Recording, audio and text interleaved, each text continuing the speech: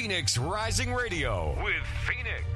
Quantum Connections with Lucky. And dozens more. Did you know you can listen from any telephone by dialing 641-793-7117? Or call into your favorite show toll free at 833-TFR-LIVE. Uncensored talk and news you won't hear in the mainstream media. Truth Frequency Radio, your protection from deception. Trump tweets, House probes. I'm Ann Cates. 4 Democratic lawmakers have denounced President Trump for his tweets telling them to go back where they came from. All of these what's up? American citizens. Only one was not born in the U.S., Representative Ilhan Omar. Reporters asked the president about his statements during a White House event that was meant to show off American-made products. But do you think the tweets were racist? Not at all. How are they not racist? If somebody has a problem with our country, if somebody doesn't want to be in our country, they should leave, that's all. Trump not only declined to apologize, he doubled down by saying the 4 congresswomen should apologize to him. Linda Kenyon, the White House. White House advisor Kellyanne Conway has defied a subpoena and failed to appear today at a hearing over allegations she violated federal law. Maryland Congressman Elijah Cummings says the Trump administration continues to stonewall Capitol Hill investigations. The White House sent a letter to the committee claiming that Ms. Conway is, quote, absolutely immune, end of quote, from having to testify before Congress simply because she works in the White House. That is a completely baseless claim. A judge will rule later this week on whether multimillionaire Jeffrey Epstein, accused of sex trafficking, can post bail. And 2 of his alleged victims were in court today. One of the victims, Annie Farmer, said she had the misfortune of meeting Jeffrey Epstein when she was 16, and she was flown from New York to New Mexico. Her attorney is David Boyce. I certainly consider that trafficking. Another woman, Courtney Wild, told the judge she was sexually abused by Epstein in Palm Beach, Florida, when she was 14. She's represented by Brad Edwards. She felt moved to speak and the need to speak because if this decision comes down to the wire and it's a close call, she at least wants her voice to be heard. Steve Kastenbaum at Federal Court in New York. Gains for Wall Street today. The Dow Jones Industrial Average closed up 27 points to a new record high. The NASDAQ up 14, also an all-time high. I'm Ann Cates.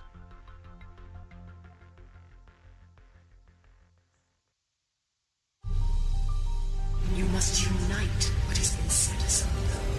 We are TFR. Truth Frequency Radio. Astronauts to the moon.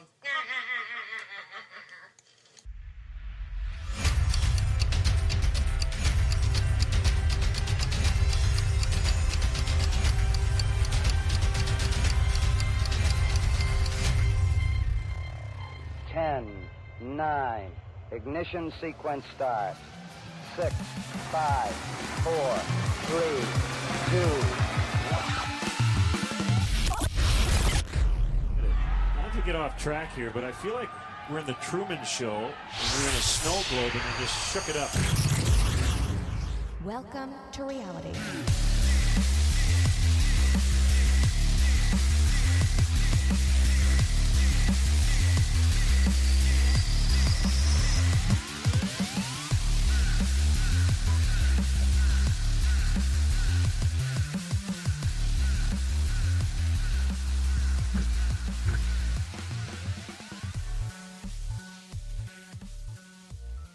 And good evening, ladies and gentlemen, boys and girls. Welcome to Jeranism Monday Night Raw. It is the current, reigning, defending, unarguably the #1 show on Truth Frequency Radio on Monday nights between the hours of 6 and 8 p.m. Pacific. That's 9 to 11 Eastern. I'm your host, Jeran from Jeranism, and joining me, you all know him quite well, is David Weiss. David, how are you? Did you catch Very that? good opening. Thank you. Yeah, got it. Well done. Well done. I see you took your small hat off for tonight's show. Also joining us is the great, the wonderful, shout out to the Bears out there, and of course to Owen Benjamin. Owen, thanks for joining us. It's great to have you. Thanks for having me, man. Thanks. That small hat joke just made me genuinely laugh. That was just great. Well, yeah, you've done a lot for me, and it's great to talk to you finally. It's awesome when you listen to somebody all the time. I listen to you pretty much daily.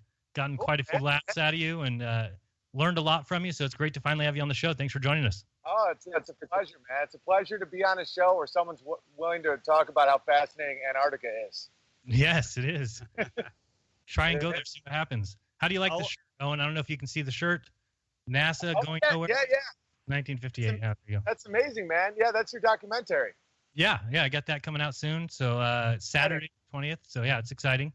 Thanks for shouting that out. Appreciate that. Of course, yeah, I'll shout it out on my stream when it comes out. I'm excited to see it because I know about a lot of deceptions 69 onwards. I don't know about 58. That sounds fascinating. Well, that's when NASA came into being. And, it's the same. It coincides with them blocking off Antarctica. So all that stuff ties in exactly the same time. It's the same time they started launching nukes at the sky. I think they realized they couldn't go anywhere and had to make NASA to be basically a never-ending mind control. You talked about it a little bit today on your show. Yeah. Why wouldn't they just let it go, though? I don't think that many people really want to just hurl themselves at a dome. Like, why not just not address it? Yeah, I don't know. I think, kind of if you watch my trailer, they talk, John Kennedy talks about once you've thrown your hat over the wall, you have no choice but to follow it. And I think that once he announced all this stuff, we're going to do all these things, we're going to go to these places. Once you've thrown your hat over that wall, you have no choice but to follow it. How do you tell everybody, oh, by the way, we can't go where we said we could go. We can't do what we said we could do. We spent all this money on it, and sorry, guys, you can't do it. It's just not going to be something to do. Especially with that powerful rhetoric. He's like, I say we go to the moon. Right. We go to the moon. It's when you get people that jacked up, it's like Martin Luther King Jr. was like, black men and white girls, little Jews and Gentiles. Like, no one's backing out at that point. No. You got to go. Speaker. Do you think that JFK knew it was nonsense, or do you think he really? Because they also sent a probe to Venus around the same time, and no one really talks about old Venus. No, I mean, I'll talk about it in my movie, but Kennedy was not a space guy. Didn't even care about space. He thought it was important to, if they would have told him, I mentioned it yesterday, if they would have told him that they wouldn't have been able to go till 69, he wouldn't have cared. The thing was, originally they told him they'd be able to do it in 66 or 67, so he was thinking it was going to be in his second term. So I think it's just a matter of getting public opinion. He wanted everyone to find something they could get behind, but he's even said before he could care less about space. He was a meth guy. Right. But didn't von Braun say that they would need a rocket or a rocket the size of the Empire State Building and refuel and stuff in like the late 50s? Like, wasn't that on the table? So didn't he he didn't look into it at all? Or I just don't get how that works. Rockets get to the point where once they get a certain size, the amount of fuel you have on makes it just too heavy to even take off, no matter how much fuel you have. So it's all nonsense, no matter how you look at it. Well, that's when the meth kicks in, where they're like, more fuel! Right. People are like, yeah, but then there's diminishing returns. He's like, I can't feel my face! Right. Yeah, he's just chattering his teeth the whole time. Yeah, I don't realize how human a lot of this is. It's just people, saying I'm going to get something at the grocery store, and then you can't, and then you make up a story. It's really not that far-fetched at all when you realize how just human it is about people making promises that they can't fulfill, and then they just lie for 50 years on the taxpayer's dollar. It seems they just keep going back and forth, between president. Every president changes it up. Bush Sr. comes in and says, no, we're going to go to Mars. Obama comes in, no, we'll go back to the moon. It just keeps going back and forth. And now you got Trump kind of saying both. He's just, in one breath, he says we should go to Mars. In the next breath, it's, well, we should go back to the moon. You got Pence telling everybody that if we can't go back to the moon by 2024, that it's time to change the administration, not change the mission. So, but again, I think that coincides perfectly with the timing of 2024 will be right when Trump's coming out of his second term, and it'll be passed on to the next president. Again, NASA will be behind schedule. NASA won't be able to come up with they'll say, oh, we're behind on budget. They'll get more money. It'll be pushed into the next presidency, whoever takes over after 2024. Well, at this point, when people say, oh, we're going back, I'm like, that's as if your dad goes to get milk, and 40 years later he's not back, and you're like, he's coming back. It's like he's gone. And Trump's the first president to kind of troll NASA a little when he's like, stand up, Buzz.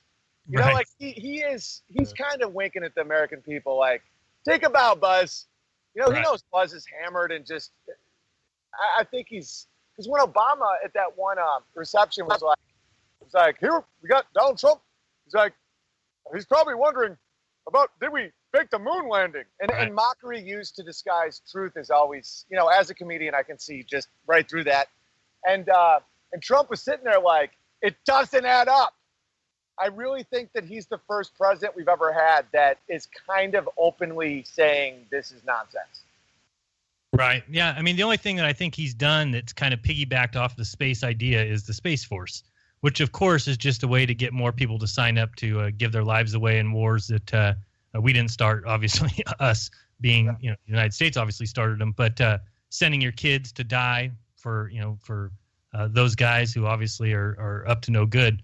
But I think that the Space Force, it just gets more people involved, right? I mean, more people now coming out of college or coming out of high school are going to be like, oh, man, I want to be in the military because I can be part of the Space Force. And it will just be something that never materializes. It's just more people that go into the Army, more people go into the Navy. They can just bring them in, tell them, hey, yeah, you can join the Space Force, get them trained up, get them through training, and then send them off to another branch and say, oh, sorry, Space Force isn't going to be here for a little while. I think the military-industrial complex has jumped the ship, though, where I don't think it'll work like you just described because it sounds retarded. It's to the point where it's like, Space Force, and people are like, what? Yeah. I mean, after 9/11, I bought the lie. I almost wanted to I wanted to join the military to pay back the evildoers. Like, I was there. But that was such a different time than now. Like, now, I used to watch CNN for the news. Like, I used to be like, this is all real. Right. And so now the amount of people that still do that, I think Russia collusion and a few of these other ones have taken this message to the 9-digit amount of people in America. Like, I think there's at least 100 million people that is like, Anderson Cooper is a liar. Right. And I think that alone will help people. And the narrative of 19 hijackers go to Staples to get weapons and do something no pilots have ever done, and now we're in Iraq for 20 years. You have to be like a gerbil at this point to be like, that checks out. And so that's why I don't think Space Force. I think Space Force almost is more of a situation where it's like trying to buy the 3 dimensions of territory, where who owns what's above you, who owns. I think part of it has to do with almost like how we're losing control of the seas a little bit because drones can take out a aircraft carrier, which would fundamentally change the power dynamic of the whole world. So now I think we're trying to figure something else out with the 3 dimensions, but I don't know. Yeah, I just think millennials, man, when they hear the idea of space, they just, they love that idea, and they're going to hear Space Force, and it's just going to be more reason for them to sign up to go give their lives for space and go to space, and then they'll just get there. They'll get through training and realize, oops, I can't do it. You said something interesting today, and by the way, to people who are watching the show, it is July 15th. We are on the eve of the 50th anniversary of the greatest hoax to ever be portrayed on mankind. But, I was listening to your stream. I don't remember if it was today or yesterday, but you said somebody wanted to debate you on the moon landings, and I thought your answer was great. You said, hell no, why do I want to talk to somebody that thinks we went to the moon? It's that simple. That is my new litmus test. If somebody believes in the moon landing, I'm not willing to talk to you about flat Earth or almost anything. If you can't get by that, you're a Mr. Smith in my mind. Yeah, it's so preposterous that why would I waste my time with that? With flat Earth, it's like right now, it's almost like I just got divorced and I'm shopping around. That's why I keep calling it a realm, because it's blatantly not a spinning ball. That's obvious. Right. So, and I love the way you put it. It's definitely not a spinning ball. I don't know what it is. It's some sort of realm. That is the perfect answer. That is really our answer. I think 9/11. Yeah. Yeah. Lots of evidence points to flat. I'm going, it's some sort of flat realm. I don't know anything past that. You asked me today, you said, what do you think that we can get past Antarctica or through Antarctica? And my answer is, even if they allowed us to, if it said, all right, go ahead, you're going to go into darkness, into cold, you got no food, you got no fuel, the logistics of doing it. And then how far do you go before you hit a crevasse or a mountain? Antarctica is the highest land on Earth. Isn't that right, Jeran? So it's the highest land on Earth. Wow. So the air it's the outside of the shoreline of the Earth pond, and you're climbing a mountain in the dark, in the cold, with no food. How far are you going to get? Unless the dome, if there is a dome, is right there.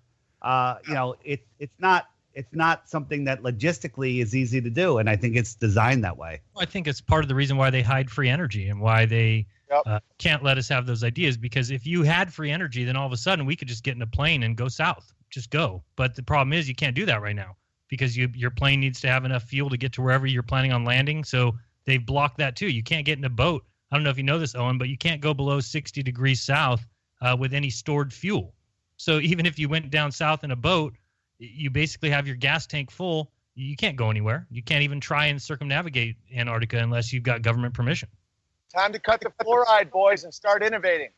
Right. But I like your point, because it's very important that people understand that they can do that, because some people get very they almost salivate when a deception has been revealed, and then they want to assign blame or say what is. And just like with 9/11, like when you get to the dancing Israelis or something like that, so many people looked at me as if I was about to condemn the hats of small, and I'm not at all, because one thing I've learned is, especially high-level wizardry, I think people assume that I want to condemn small hats, and I have zero interest at all.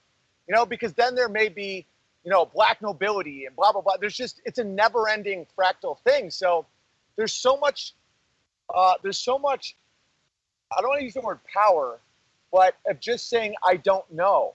Of just saying 9/11 is an insane deception. And since I've already been wrong that it ended with Cheney and Bush, and then you go to various other things, and then you start seeing tests with stuff, and you're like, I don't know.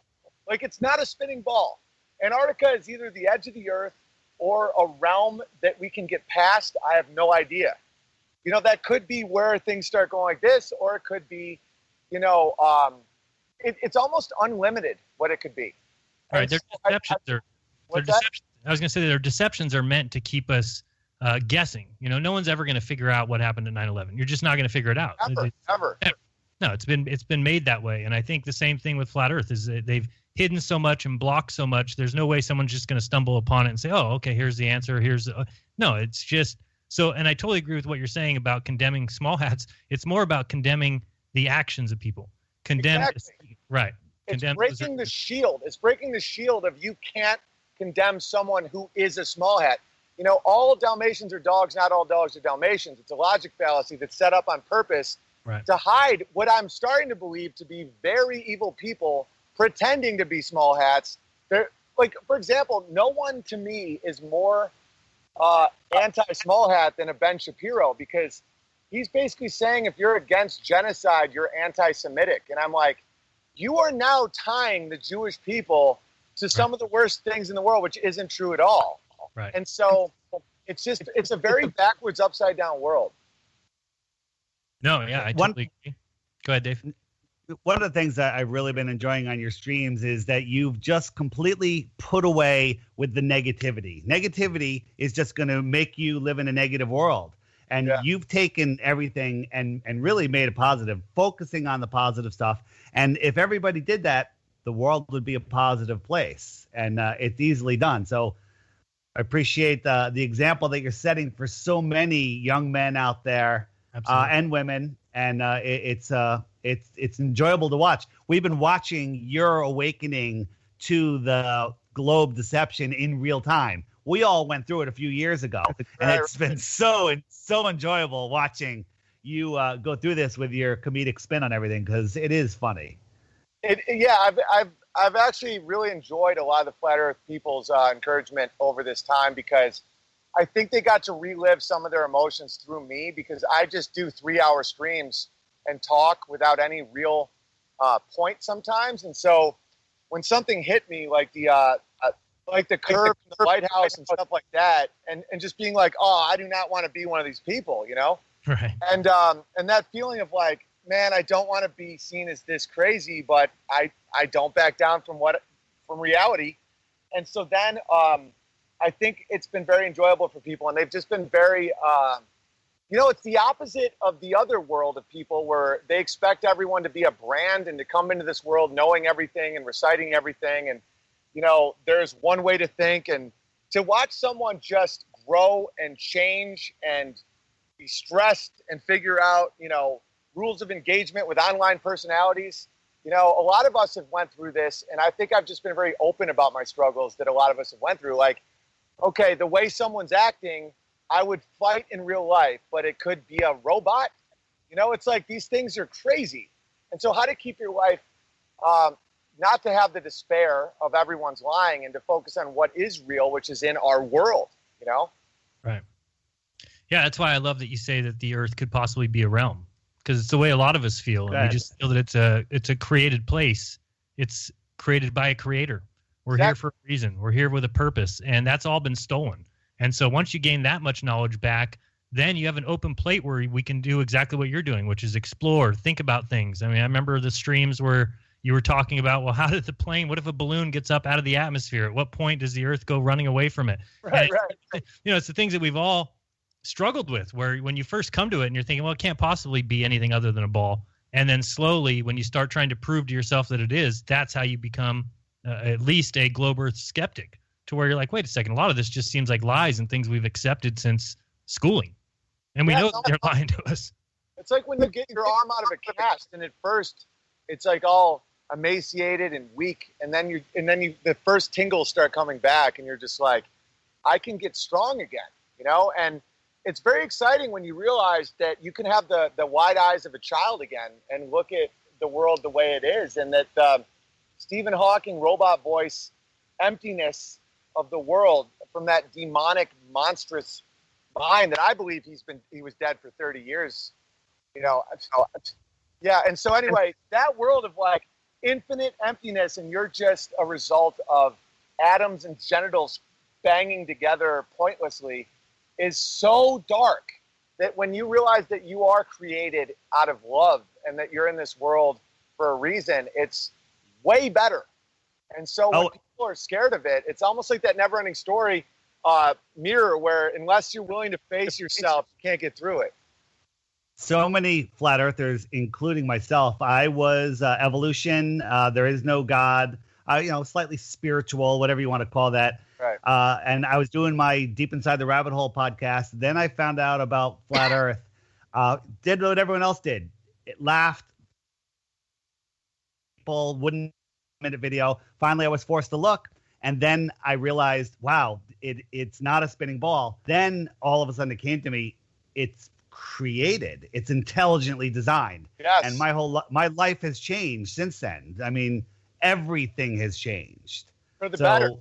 For the 100%. So amazing. And every day gets better and better. And there's a camaraderie between people that are willing to admit nonsense, because we all know what we've been through with the Thanksgiving table. So there's almost like this trust that's formed where it's like, oh, you can admit that Buzz Aldrin's a liar. Oh, so you've faced it. And I think a lot of it comes from the moon landing, because it's so preposterous that if you just take that little glimpse, when I first heard Eddie Bravo on Joe Rogan, I thought he was a raving lunatic. Like, when he's talking about, when Joe Rogan's like, how do they keep it? All those arguments made sense to me at the time, where it's like, how did so many people keep the secret, Eddie? He's like, I'm like, yeah.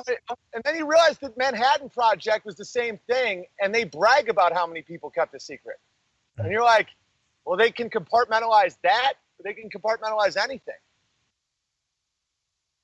Yeah, absolutely. It's just easy. And I've even talked to, technicians that work at NASA who just flat out admit that it's all compartmentalized. There's no way anybody would know. And it could be a simulation. All those guys sitting at consoles could very easily be just dealing with a simulation. They would have no idea that any of it was real. Or that Jeran brings up a great point on the Saturn V rockets that NASA subbed out to, they needed 15,000 parts, and they went to, 15,000 different companies to get the parts, which makes no sense. If you're going to do that, you're going to give a lot to one company, but they went out there so everyone could say, my uncle, my father worked on the set. Wow. Right. Oh, yeah. They spread it out. That's brilliant. Breaking up a little bit. You're breaking up a little. Bad internet No. They spread it out to like 400,000 people. And if you do that in a country as size that it was in 1969, then everybody knew somebody who worked on some part of it. So, I always talk about if somebody says, because I've got yelled at all the time, but my grandpa worked on the Saturn V. Well, he made the O-ring.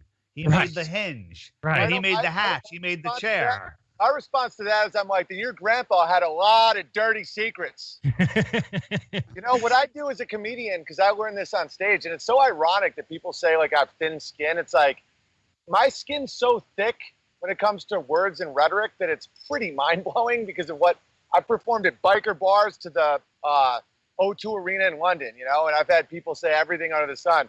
And so when people want to do that whole, like, it's the same with, like, John McCain. It's like John McCain was a war hero. I'm like, John McCain was a sicko who liked getting poked in a cage. Right. And people are like, what? And I will just flip that. It's like, then your grandpa, it's like, then how did your grandpa not put it together? What an idiot.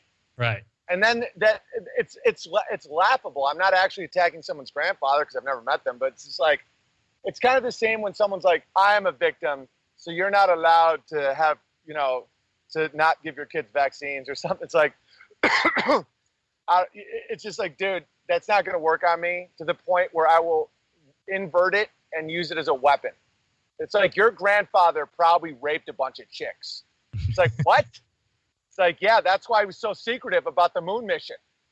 It's like, what are you talking about? It's like, don't bring that to me. Don't bring that rhetoric. My dad teaches rhetoric. You might as well have taught it at Hogwarts. Like, I know what you're doing. Yeah, it's like if somebody said they drove a car across the Pacific Ocean to Hawaii, and I said, that's bullshit. Nobody drove a car to Hawaii. And then they said, well, my uncle worked on the muffler of that car. I was like, exactly. It doesn't matter. It's even more preposterous, though. That's more likely. It's more likely. More likely. Yeah, the moon has a shadow of 70 miles. Right. So I'm pretty sure it's not even a moon. So at least the ocean is something that you could build a bridge on. Right. Like, you could have a engine get 5,000 miles a gallon. That's at least in the realm of possibilities. The moon, it's kind of like when people are now arguing, is Donald Trump's tweets racist or not? They're accepting the binary, which is the previous acceptance of that racism. Like, what is that? It's the same with the moon. Can you land on the moon? Did we fake the moon landing? The assumption is moon. It's like, rather, you're now bickering over an idea that has now been planted in your head. It's like going up to a girl at a bar and saying, do you want to have sex with or without a condom? And she's like, with. And it's like, without. It's like, well, you've just agreed to sex. Right.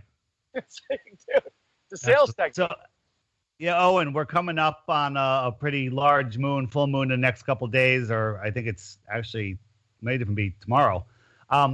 When the moon is up and there's some clouds in the sky at night, take a look and you'll see that the moon lighting up just the clouds that are next to it, and all of the other clouds are going to be in the darkness. That can only happen with a local light. So I believe that the moon that we see is literally just above the clouds. Now, if you went up in an airplane above the clouds, the moon's going to look higher to you because you see it relative to your position. But just ignoring that, just look at it, look at the clouds around the moon, and you'll see that it's lit up, and try to recreate that with a distant light. That moon should be lighting up all of the clouds if it was far away. Right. It appears to be something that creates the light, because even if you put if you take a light bulb and put tape on half of it, it just makes the room dimmer. It doesn't make half a shadow. It appears like light is coming from it. I don't understand, though, how it doesn't appear larger than if you go up in an airplane. Do you know, how does that work? I think in an airplane, it always looks a lot smaller, right? Yeah, why is that? I think that the moon that we're going to have to do it right after the break. 3-minute break. Okay. We'll be right back, guys. Don't go anywhere. Listen to Jeranism Monday Night Raw.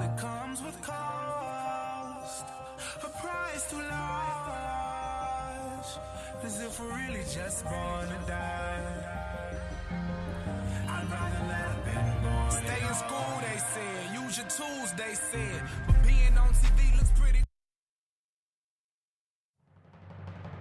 Hey everyone, it's Chris Gio, founder of Truth Frequency Radio and host of Beyond the Veil.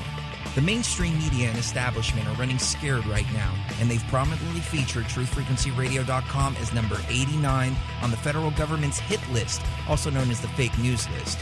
which is essentially a list of sites slated for censorship on Facebook, YouTube, Google, and other social media. Now is the time for you to get involved. Share your favorite TFR shows far and wide on forums and social media. Tell your friends and family about your favorite shows. If you're a business owner, get in touch with us to feature your product or service right here on TFR. And if you haven't done so already, become a TFR supporter now and get unlimited commercial-free downloads in high quality. Visit truthfrequencyradio.com/sign-up. Thank you for making TFR the leader in independent and uncensored talk radio. Truth Frequency Radio, your protection from deception. So, you love talk radio? Then you'll love TalkStreamLive.com. TalkStream Live is always on, 24/7 with the best streaming talk shows. Find your favorite talkers and discover some new ones. It's free, readily available online or on mobile with any smartphone or tablet. Finding your favorite talk shows all in one place has gotten a whole lot easier. Just go to TalkStreamLive.com. Be sure to download the free apps from Google Play or the iTunes App Store. If you have hard water, the Lime Scale not only leaves white spots, it clogs pipes and breaks down appliances, costing you hundreds of dollars in energy and wear. Eliminate Lime Scale and other water issues like brown staining and bad odors with HydroCare water products, available from Wave Home Solutions. Wave's affordable water systems don't use salts or chemicals. You'll love the way your water tastes, smells, and looks. Satisfaction guaranteed. For more information, go to bestwater123.com. That's bestwater123.com. More than a dozen astronauts have officially reported UFOs. UFOs. Hundreds of hours of UFO footage were filmed by astronauts aboard the space shuttle. Many of these UFOs can only be seen in ultraviolet light. Ultraviolet light. Retired former Apollo astronauts and cosmonauts now tell their stories of their own personal UFO encounters. We have an unidentified flying object. The Enigma Channel, intelligent television for planet Earth. EnigmaTV.com.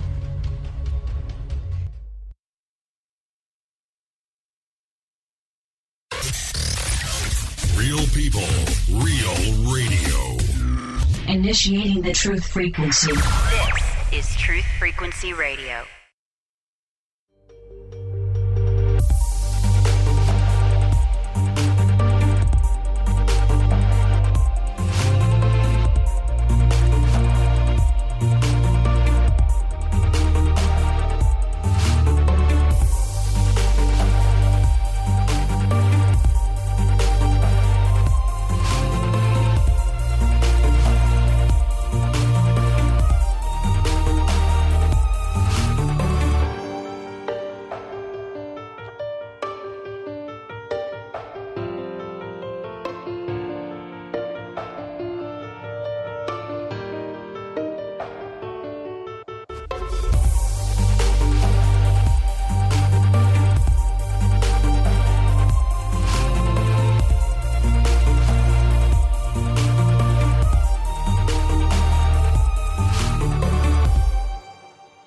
All right, welcome back. You were listening to Jeranism Monday Night Raw. I'm Jeran from Jeranism. With me, David Weiss, as always, and now we've got an air of respectability, an air of authority with us, Owen Benjamin. Everyone, pay attention. Hi, everybody. I just to help people make the transition. Sometimes it's important to wear the proper jacket. So, right, wearing the priest coat. Dr. Benjamin, I have a question. One of Jeran's patrons, we'll call him JQ, brought up today. He said that according to you guys, the equator bulges 14 miles higher. The Earth bulges 14 miles higher at the equator, which is 5 times or 3 times the height of Mount Everest. Okay, where is the best viewing spot of that bulge? That question is anti-Semitic. All right, let me further the question. If a plane takes off from the equator and flies to the pole, it has to go down 13 miles. At what point does it do that? All the galaxies and the stars in the sky. All right. Last question is, why isn't the air thinner at the equator if it's 14 miles high? We are going to Mars. Yeah. Okay. Well, good answer. Good answer. Good answers. We have some super chats. We need $58 million a day to continue doing these awesome answers. Oh, boy. I'll keep giving. I guess it comes out of my taxes automatically. I don't even have a choice, do I? Real quick on the super chats, we have Rhino says 3 epic dudes in one spot. Thank you very much for that. Appreciate that. JPBGGB says 3 rockets that size. I think he's talking about maybe Werner von Braun said we need 3 rockets the size of the Empire State Building. I don't remember. Henry Oliver, thank you very much. Justin says great stream. James Dearman says to truly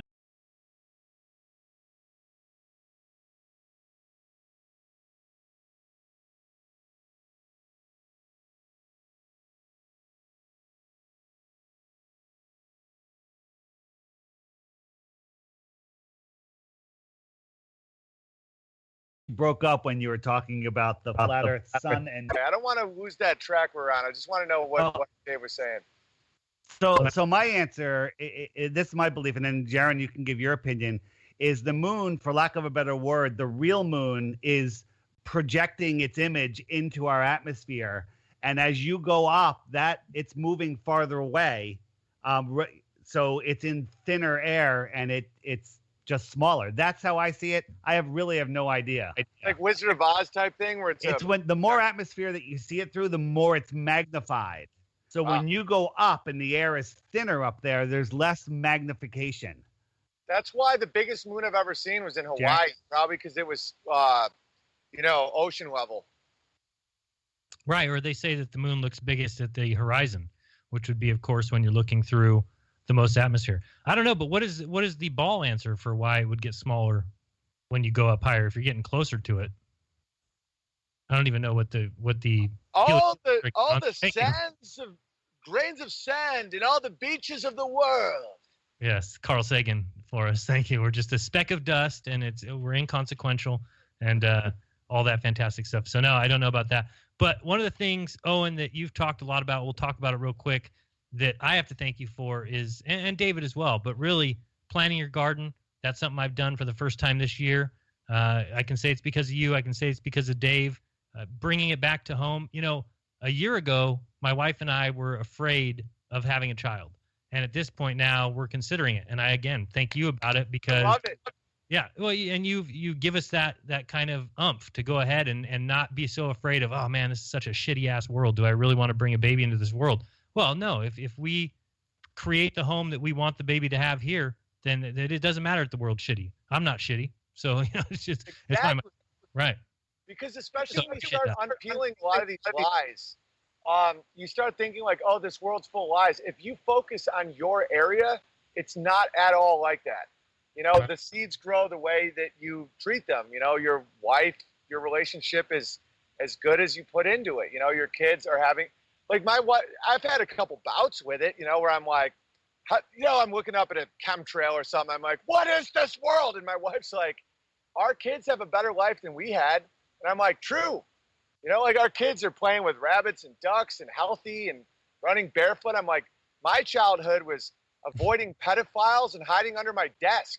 Right. You know, it's like, it is what you make it. And it's like growing up, like most people when I was a kid believed fluoride was to give you a sparkly smile.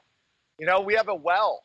You know, you're in more control than you know. It's like you got to take the ticket on a lot of this stuff where the evildoers make you pull the trigger at your own head. And I'm so happy that you're doing that because life is everything. You know, if you're against death, if you're against the lie, you got to be for something, not just against something. And that's why it's about growing. It's about, you know, if you think there's GMOs in your food, then grow your own food. If you think there's fluoride in your water, drill your own well.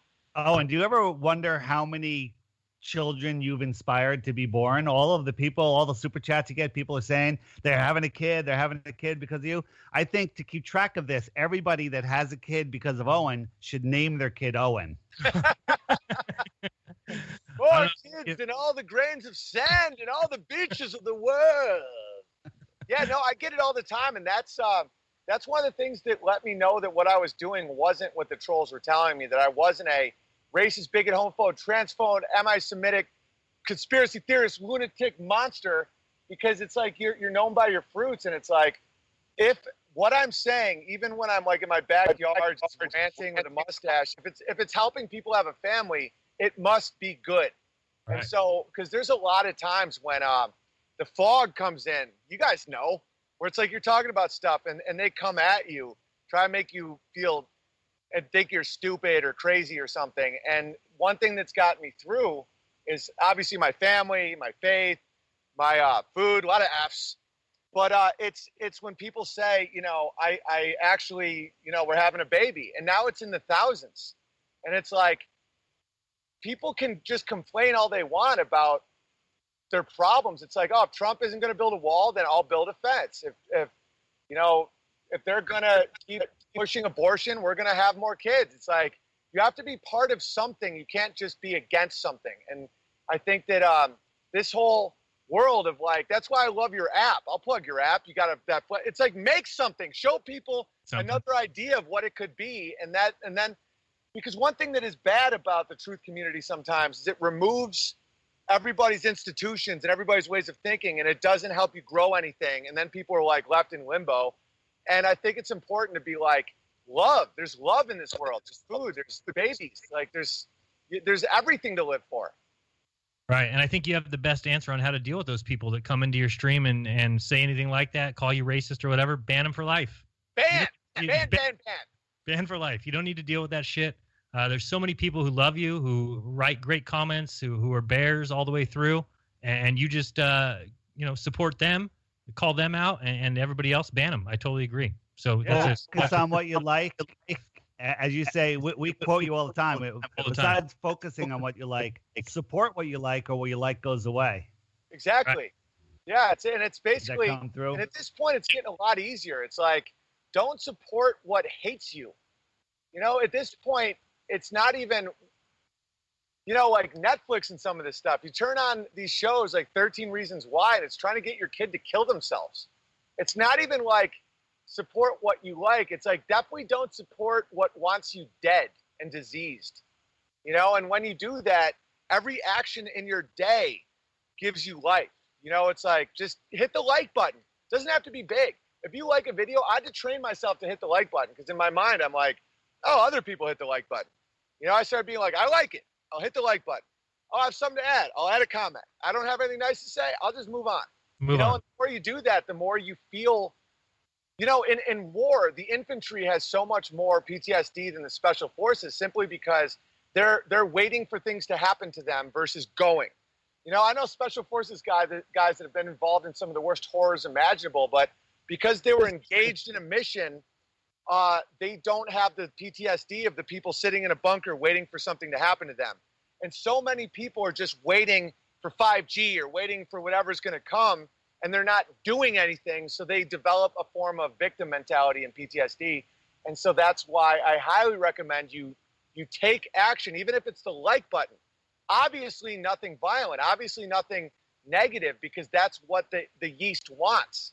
Right. You know, they want, you know, vengeance is the Lord's. That's why, you know, the Bible is so helpful, because it's so ancient. It couldn't have been corrupted by Google search algorithms.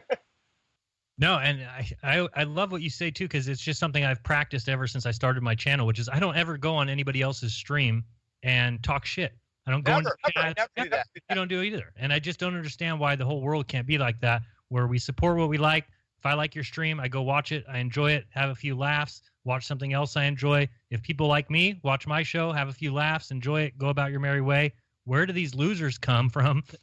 How much time do you have on your hands where you're just showing up to streams you don't like and just being an asshole all day? I don't understand. Before we went live, I was in the live chat, and Bob and I must have banned 20 people that were in here just hating it. And so I have a question for you, Owen. Since you're not funny and don't have anything interesting to say, how do you get 5,000 people to listen to you every day? Well, right. The people that say I'm not funny or interesting are wrong, and they're banned for life. Right. No, but see, that's the thing. It's like, I think well, that person's gone. They're gone. You know, because I used to always think that my parents are teachers, so the teacher in me was like, you know, I can reach these people if I argue with them or give a good point, and their goal isn't to learn; it's simply to get someone to react. And I know it's because of a lot of their upbringings. They can't be a paper boy; that job's been replaced. You know, most money is debt based, so there's no. I know I'm sounding all over the map right now, but I was reading my kid this book called Busy Town, where it's a world that makes sense. You have the local tailor, the local printer, the local blacksmith, and all of that work has been taken from us, and we're supposed to feel grateful for our flat screens and our neutered lives, and all it does is give people time and rage, and you just see them all day, and then they go after people that are curious and inquisitive and honest and hardworking and have a family and they're enjoying their lives. They hate you for it. Right. Get a real job. Yeah, or just do something. You know, it's like I didn't get a job as a farmer, but apparently now I'm a farmer. Right. And a goat herder. It's like no one gave me that job. Just go do it yourself. You know, just start and you're something. A father, husband, and what you like to say or what you say, people love to hear. What's wrong with that? So people hate that. People hate it. They hate it. No, they can't stand that. And so really to stand up and be the man that you have, you know, big shout out from me. I think it's awesome. There's not enough of us out there doing that and actually trying to get people to see the good that's out there and recognize the lies and the deceptions. They're everywhere. And once you start pointing them out, you know, Michelle being a guy, those things, you have to start pointing them out. You got to really point them out. Yeah, one thing I love about you guys is you guys aren't like sitting on your truths like smog. You know, some guys, like you were way ahead of me on a lot of things. Some guys are like, oh, where were you? And we were digging through the mess and blah, blah, blah, you know, Savanier. And it's like, why don't you feel warm when someone starts seeing stuff? Like you guys have that vibe where it's almost like being a better dad where you see your son achieving something and you're like, yes, versus the bad dad feels envy and then tries to crush the child. And so that's fractal in every part of life. And I'm just glad that you guys are the type of guys that are like, oh, it's so great he's seeing it versus I did it first. Where were you? And no one loved me. Savanier. Yeah, Savanier. Yeah, that was one of the funnier things ever. That's probably the most impressive thing you've done is saw through that so fast and nailed it. So enough said on that. I do that with a lot of people, and people don't get that that's my job. Like, I used to be a heckler at a Renaissance fair. I've been touring stand-up forever. I had a very wild upbringing, so it's like my biggest talent is to see algorithms and to see people's character pretty intensely. And so sometimes I can make calls on people early that others don't see, and then they get really mad at me, and then they see it, and then they apologize, and then they get mad again for the next time, and then they apologize. And it's like I'm just, you know, when you're 6, 8 months, a year ahead of schedule, you know, you really do have that thing where people are constantly mad at you and then apologizing, depends on where they are, you know? So that's why I'm trying to really focus. My new policy is I don't comment on anyone on the internet. Like when someone's like, what do you think about Gary Savanier? I'm like, I'm out, because my natural instinct is to answer absolutely honestly, and then the yeast starts bubbling, and then before you know it, there's a fake feud that I enjoy, you know, putting people down sometimes that deserve it, but in the grand scheme of things, there's a lot more to do in this world than just mock Savanier. Yeah, no, and sometimes you get burned, and so I totally agree with you. Sometimes it's just you got to be yourself. You got to put out your content. If people like it, they watch it, and that's it. And, you know, for everybody else, if somebody asks me, what do you think of Savanier? I'll say, go watch his channel, enjoy his stuff. What are you going to do? Right, and that's the thing is some people don't realize this about me is they think that, you know, like sometimes I get burned or something. No, the problem is sometimes I'm like, no, I need 6 more months to grind them into dust. Right. And people are like, but Big Bear, we just like your streams. I'm like, it's not over yet until it's salted. And so I'm staying away from that characteristic of myself where it's just unyielding, you know, where it's like, I will make it so every post they do, you'll see through it. Right. And I don't need to do that. It's not my, you know, I'm a natural, you know, Bravo in the social sexual hierarchy where I act not as alpha, but more like the enforcer of order. And if someone's out of order, when someone disrespects or when someone does something that isn't okay, I will punish them. Until order is resumed, the beatings will continue. And frankly, the internet isn't the place for it. And it's way too easy to manipulate and warp it. And the yeast of the world can make it into anything they want. So now I'm just going to focus on very interesting things in writing and music and what the hell's going on with the moon.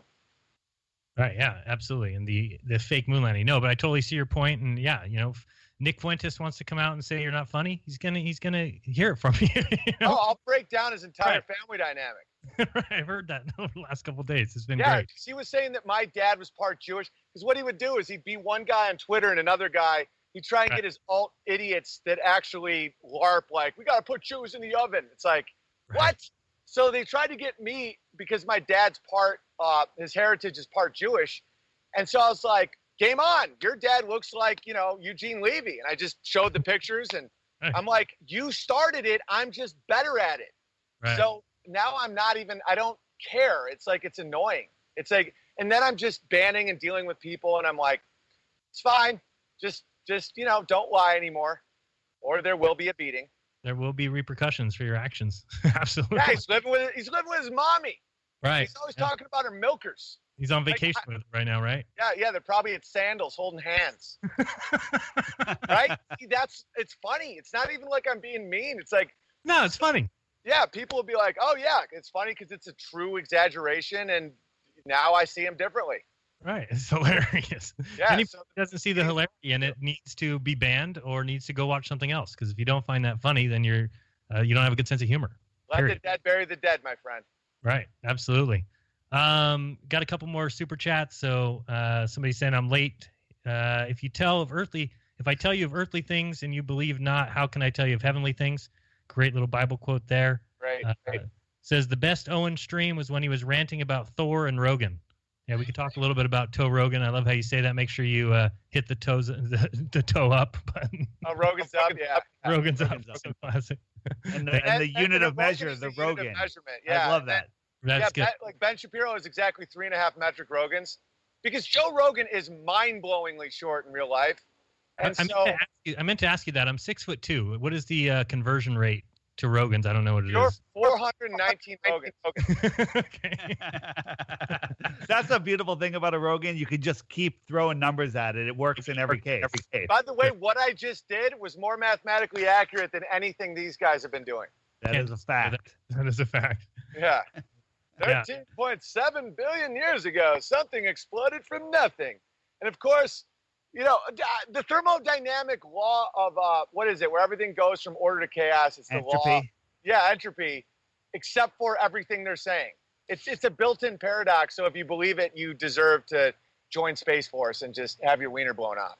There you go. Somebody says, thanks for talking to Jeran. Logo's rising. Love what you three are doing. Much love. So that's Sober in the Valley. Thank you very much for that.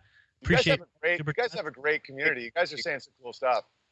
Yeah, it's good people. And that's the other thing I like about all the Bears. They just all have great, smart things to say. It's one of the best audiences probably in all of YouTube, easily. I totally agree. And it's funny because the upside down mirror world is trying to make it the opposite. They're like, the Bears are just mindless drones with the cult of Owen. I'm like, it couldn't be more opposite. Right. It like nothing is like I'm deprogramming cults, not starting a cult. I have no interest in starting a cult. I don't even like making decisions about dinner most of the time, let alone a cult. Let's talk a little bit about where you'll be on November 14th and 15th. I'm pretty sure you'll be in Dallas, Texas. I'll be meeting you for the first time there. You're going to join the Flat Earth International Conference and do a stand-up comedy act, correct? That's right. I'm excited. I'm very, very pumped. You talk about liking our community. When you come there, you are going to experience something that I don't know if you've ever experienced before. I mean, people that go to your show, they love you, I'm sure. But the people at this conference, you can have any conversation and they're awake and aware. They're fluoride free. They're healthy people. They know that we don't live on a spinning ball, and it's amazing. Today, we communicate on Messenger.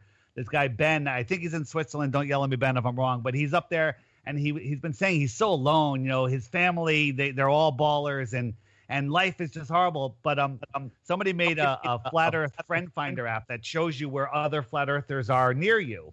And it's zoomtruth.com if anybody wants to go. He did it. He found a guy, not far from him. They had a phone conversation. It lasted 4 hours. And then he left me a voicemail, and he sounded like a new person. He was just like, he was telling me about this conversation, and they're going to meet up, and they're joining forces. And it's so great to be around like-minded people. That's one of the reasons we like you.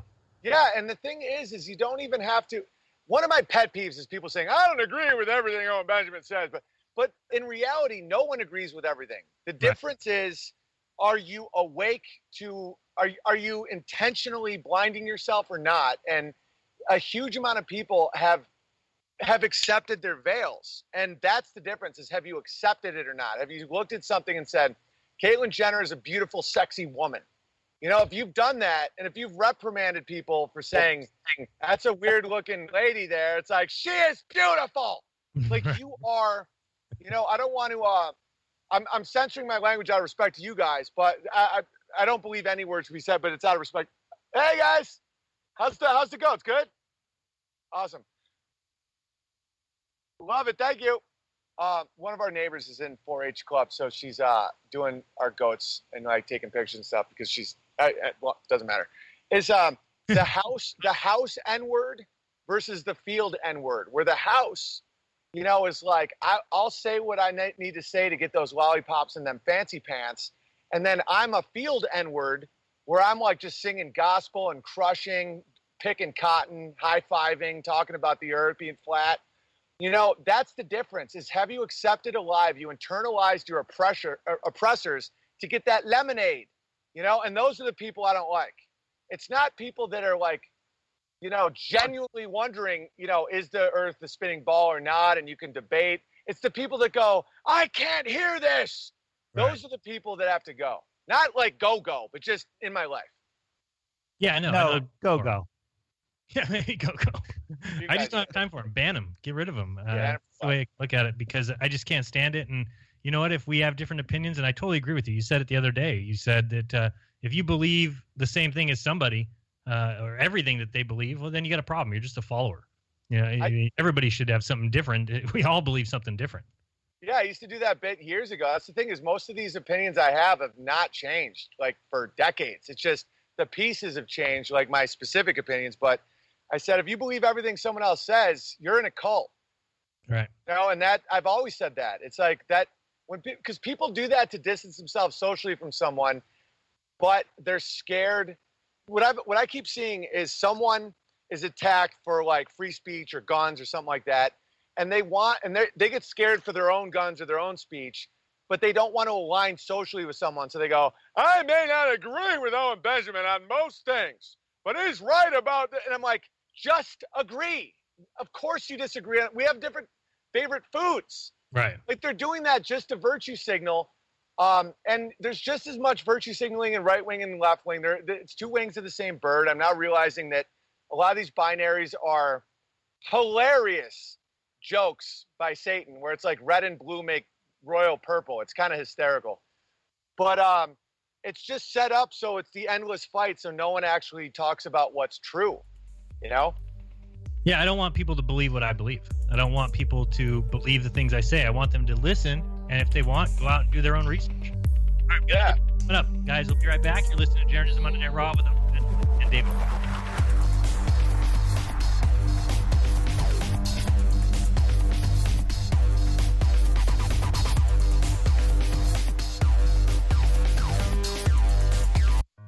Hi, my name is Ella, and I'm 10 years old. I'm one of the millions of children born to parents suffering from the sheeple virus. Symptoms include the inability to think for oneself, the attention span of a goldfish, and a strong belief in government and the mainstream media. It is estimated that 1 out of every 2 children are being raised by parents infected with the sheeple virus. But there is a cure.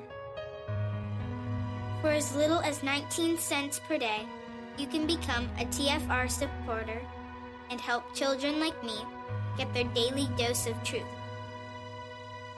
Together, we will make sure every child has protection from deception.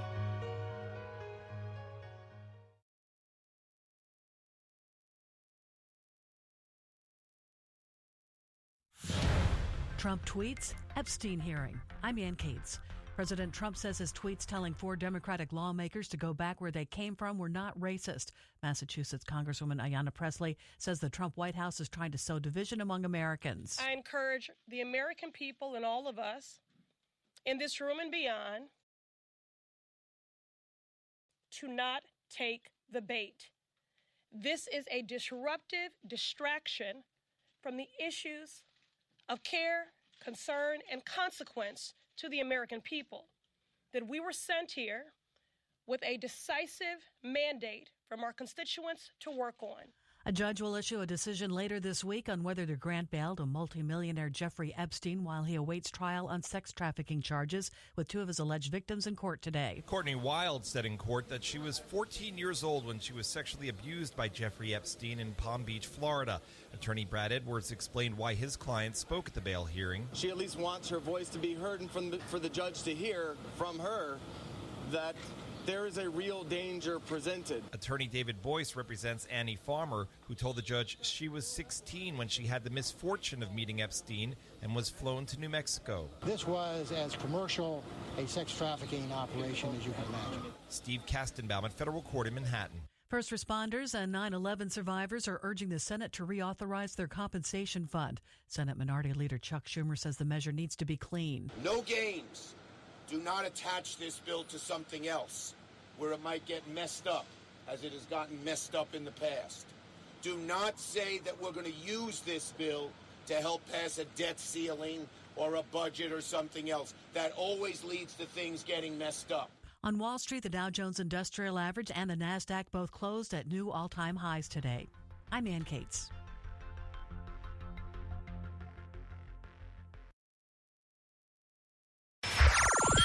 Wherever you are, make it Truth Frequency Radio.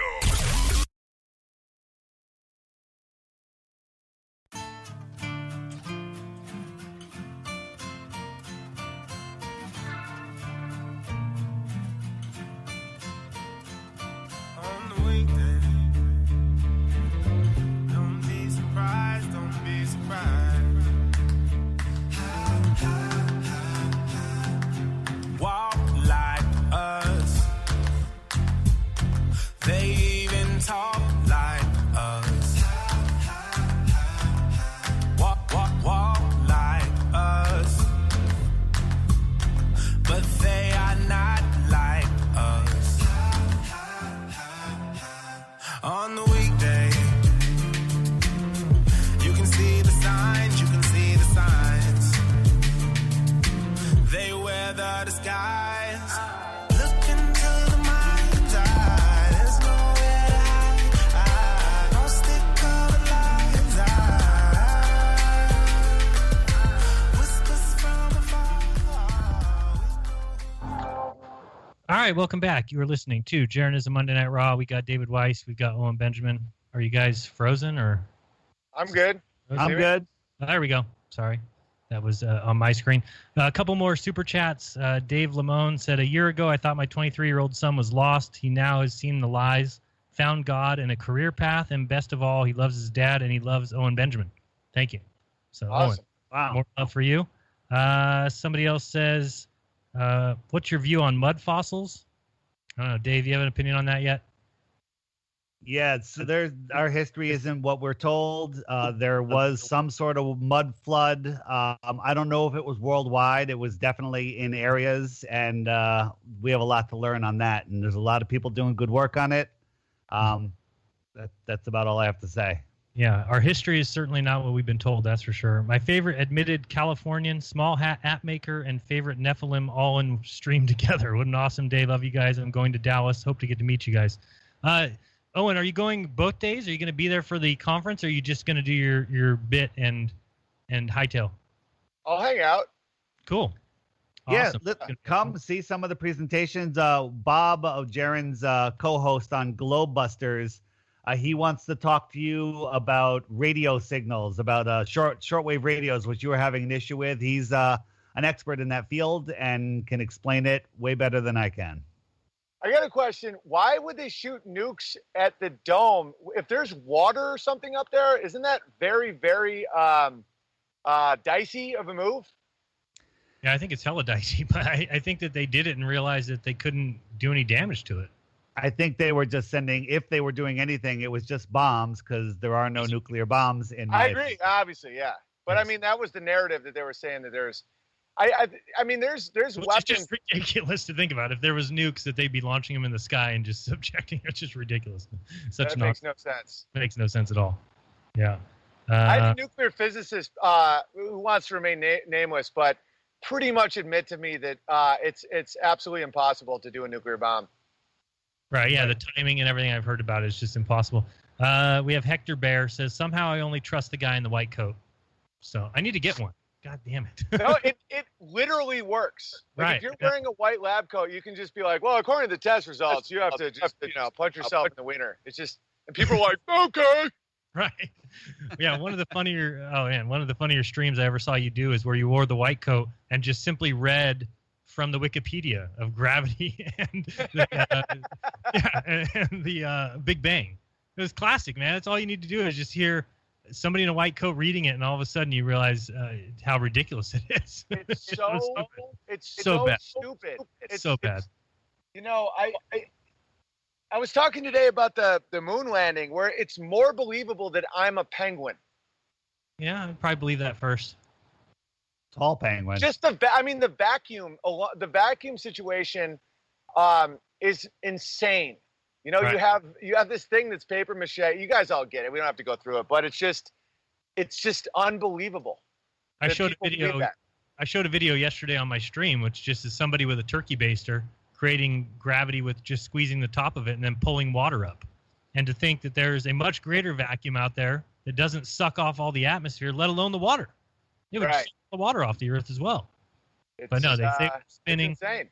It's flying around the sun at 66,000 miles per hour, but you never know because you were born here where you're flying at crazy speeds. That's what they tell us. So Trust us. We have small hats. Right. And white coats. Yeah. It's literally what it is. Both.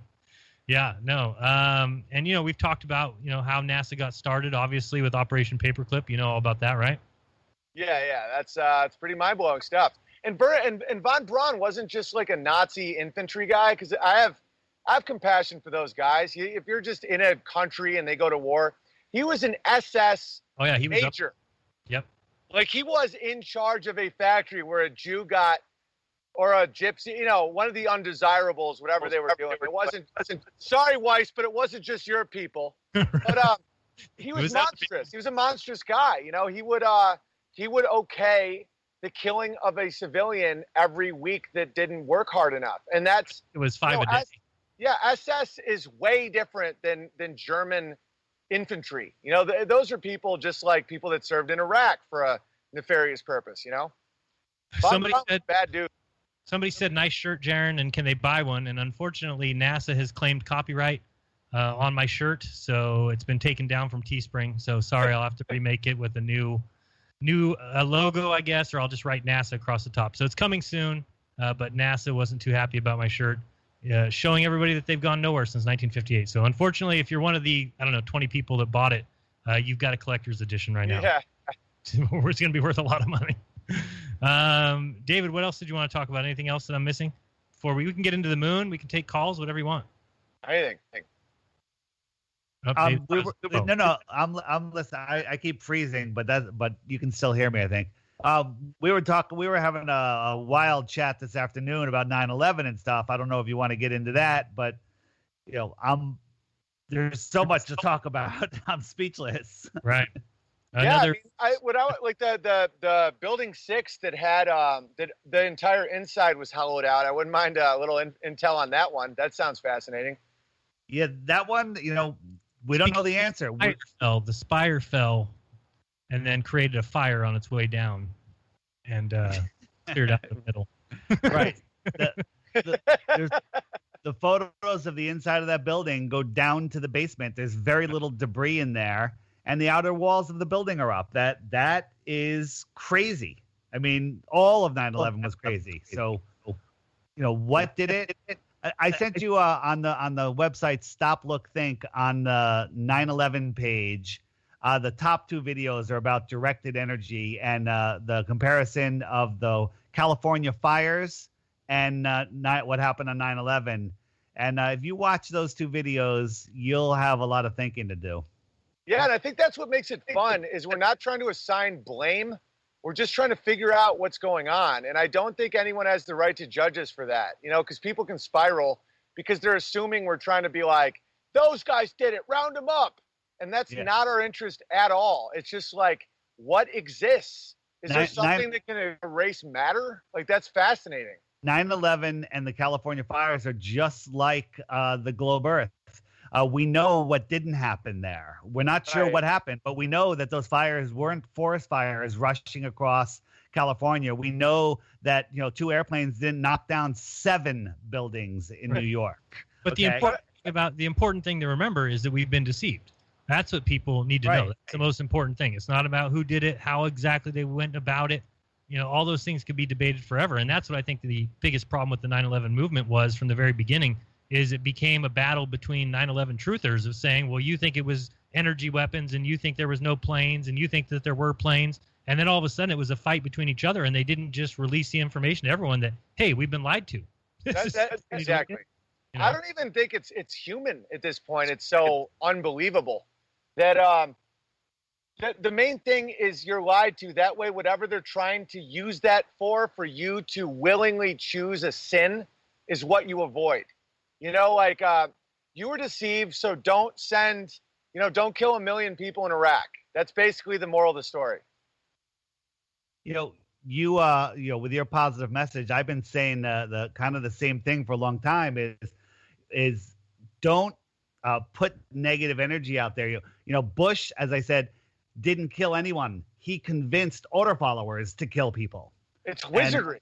It's certainly. They're literally doing this, and people are just like That's why it's called spelling and a cursive, curse word. It has to be in plain sight or it doesn't work. Because the person has to choose it. It's all about free will. The person has to choose to do it. They can't do it. They can't just do it. There's a point where someone's waking up where they feel so helpless. They're like, oh my God, this is such a crazy world. I had no idea. And they feel powerless. But that's just before you realize that you have all the power. All of it.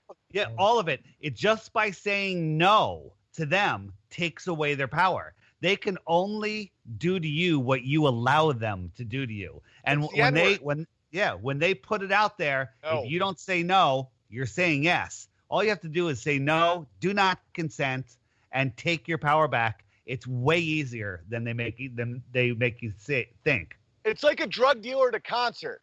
They're just like, weed, who wants it? Just don't engage.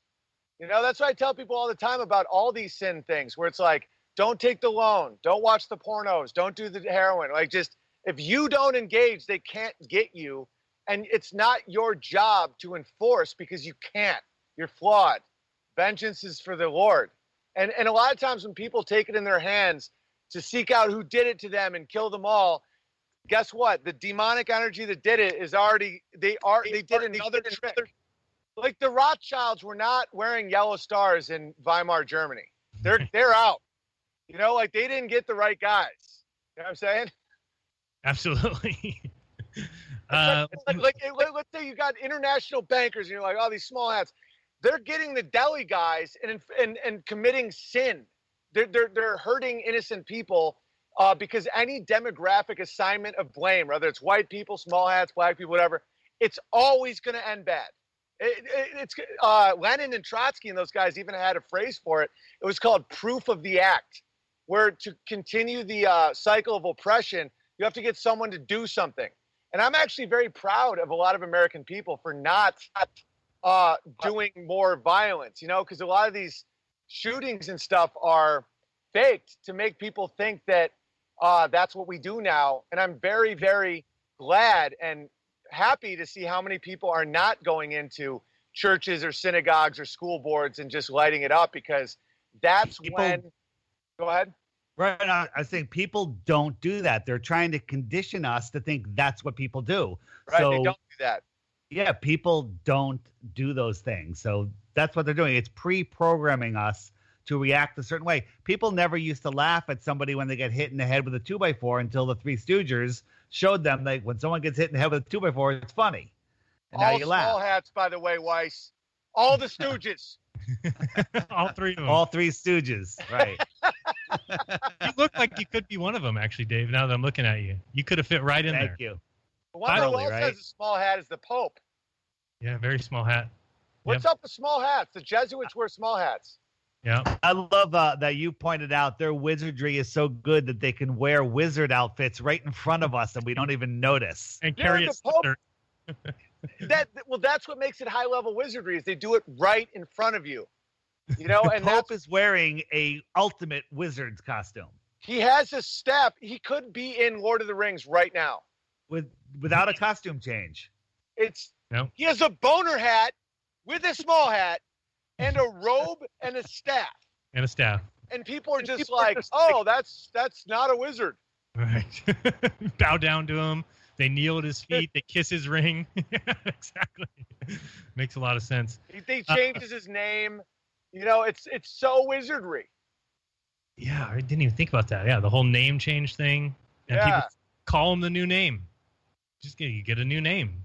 You get a new. It says in the Bible not to call another man father, and people are like, "Hey, father," and he's like, "Ha ha ha ha." Oh man, I grew up Catholic. So did you, right? Me too.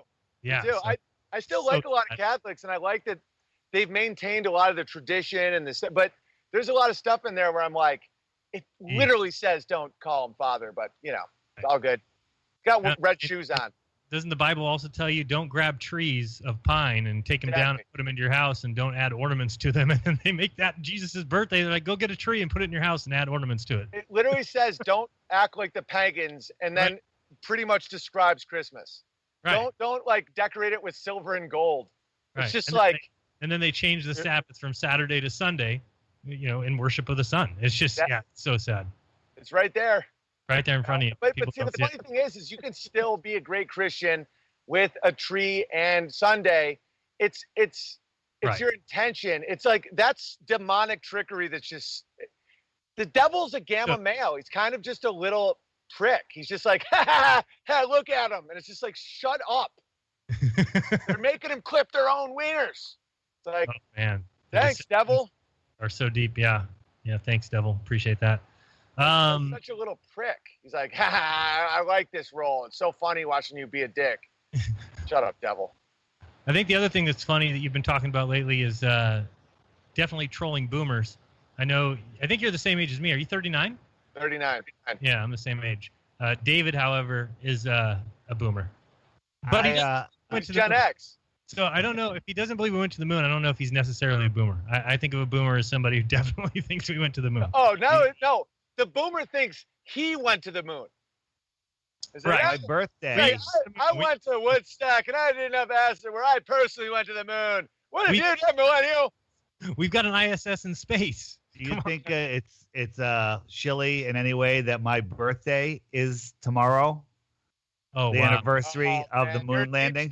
You're deep state. Uh-oh. Like Bill Whittle. Bill Whittle is the stereotypical boomer. Like Bill Whittle is the guy that's like, we had grit.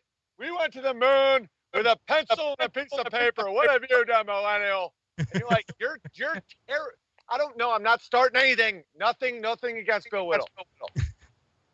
But it's terrible. It is bad. Like he really said that it was because of grit. It's like, you sure it's not lies? It's because of grit and intelligence and able to do it with a computer. You know, we have more memory in the iPhone. You know, the iPhone has more memory. This little stick right here has more memory than the entire NASA facility in 1969. Not just the craft that went to the moon. The craft that went to the moon. They pivoted on that. They said, well, it was done by they literally made a movie out of it. A black woman did all the math. Right. And everyone's like, pen and paper. That checks out because we're insane. Right. And that's nothing against blacks or women. It's just There's no what? It's just the best. Like there's a black woman who did the best math anyone's ever seen. The hats of small are much better at math. I'll give you guys that. It's like, and then they destroyed it for no reason, and we can't go back. But Bill Whittle says we got grit. Just insane. The baby boomers are awful. It's too expensive to build it back up again. Too painful is what Don Pettit said. Painful. Not even expensive. He used emotional passive aggression to get away. He's like, it's just too painful. It's like, well, what about all the deaths you've caused from it? Very painful. Not painful. Very painful. Be like asking somebody to build a Game Boy again and them saying, well, we had that technology, but we threw it away and it's too painful to bring it back. Yeah. And so how'd you build it? We burned it. Well, what's the proof you even played a game? Didn't you record all of it? Lost it. Burned it. Lost it. Gone. They recorded over it, Owen. We did sell one tape to an intern for $219. Yeah. And then they bought it from a yard sale. And so now, just to help all of us, they're going to recreate it in a Hollywood CGI factory. Thank goodness. Yeah, I guess that intern, what did he just keep it and he didn't mention to anybody he had it during all the talks of the Lost Moon tapes? He just kept quiet? No, because interns, this is a story. I don't do sarcasm, so I have to preface by saying this is what they're saying. Okay. Interns always had, in the 70s, always have an extra $217 laying around, which in modern money would be like $1,200, just to buy a random tape at a random yard sale and then sit on it for like 30, 40 years. That's what they're saying. And people are like, checks out. Right. And then sell it right at the anniversary here. Yeah, sell it. It could be worth a few $1 million. If that was real, it would be worth $1 trillion. Isn't that the number of Jews that died in the Holocaust? No, it's 6. It was 9. It was somewhere between 9 gay guys rollerblading and 1 billion. We have somebody here, Ben Schwagel says, I'm not clear on the whole nukes don't exist idea. Can you explain what's going on with that and what they are using instead? They're using big bombs. Big bombs. And CGI. If you look at the old building that blew up and the trees that bent backwards, it's claymation. You said it today. It's a never-ending story. It's a miniature model. Yeah, it's all complete and utter nonsense. But people just had no idea at the time because they were new to TV. They just didn't understand that things could be faked, man. If you have a guy in an army uniform who stood on a tape and said, hello, children, we're about to learn about the nukes, everybody had to believe it. You know, it was like Fievel Goes West, that whole thing where it's like, you have Spielberg who has characters as mice who are Jewish. I'm not going to get into it. But he has the puppeteer being like, hey, cowboy, move out west. He shows you what he's doing. Right. And as he's doing it in real life, it's fascinating. All right. The other thing, go ahead, Dave. No, I was going to say real quick to the person that asked about the no nukes, go look up Crow 777. Oh, yeah. No nukes. He did a couple great shows on it. And if you just listen to that an hour or two, you'll know there's no nukes. Yeah, that guy breaks it down to the point where, like, when I was listening to Crow, and I was almost doing it, I was like, but Crow. And by the end, I'm like, no nukes. Right. Oh, and follow that up with another guy did an interview about, he wrote the book about Hiroshima and Nagasaki and how the media blackout in America for 3 months and how they were reporting there was firebombs and all kinds of fascinating stuff. So they're both on YouTube. I can't remember what that one's called, but definitely check out. It looks like a mainstream interview with an author who is basically just talking about, I don't think he realizes there's no nukes, but he's just talking about how Japan surrendered because 1.5 million Russians invaded Manchuria. It had nothing to do with the nukes. He wasn't, fully woke to the nuke question, the NQ, but he was, dancing around it. I know that you were binge listening to Crow for a while after our interview. Did you know his co-host Jason Lindgren is going to be presenting at the Flat Earth Conference that you're coming to? Sweet. Is Crow coming or no?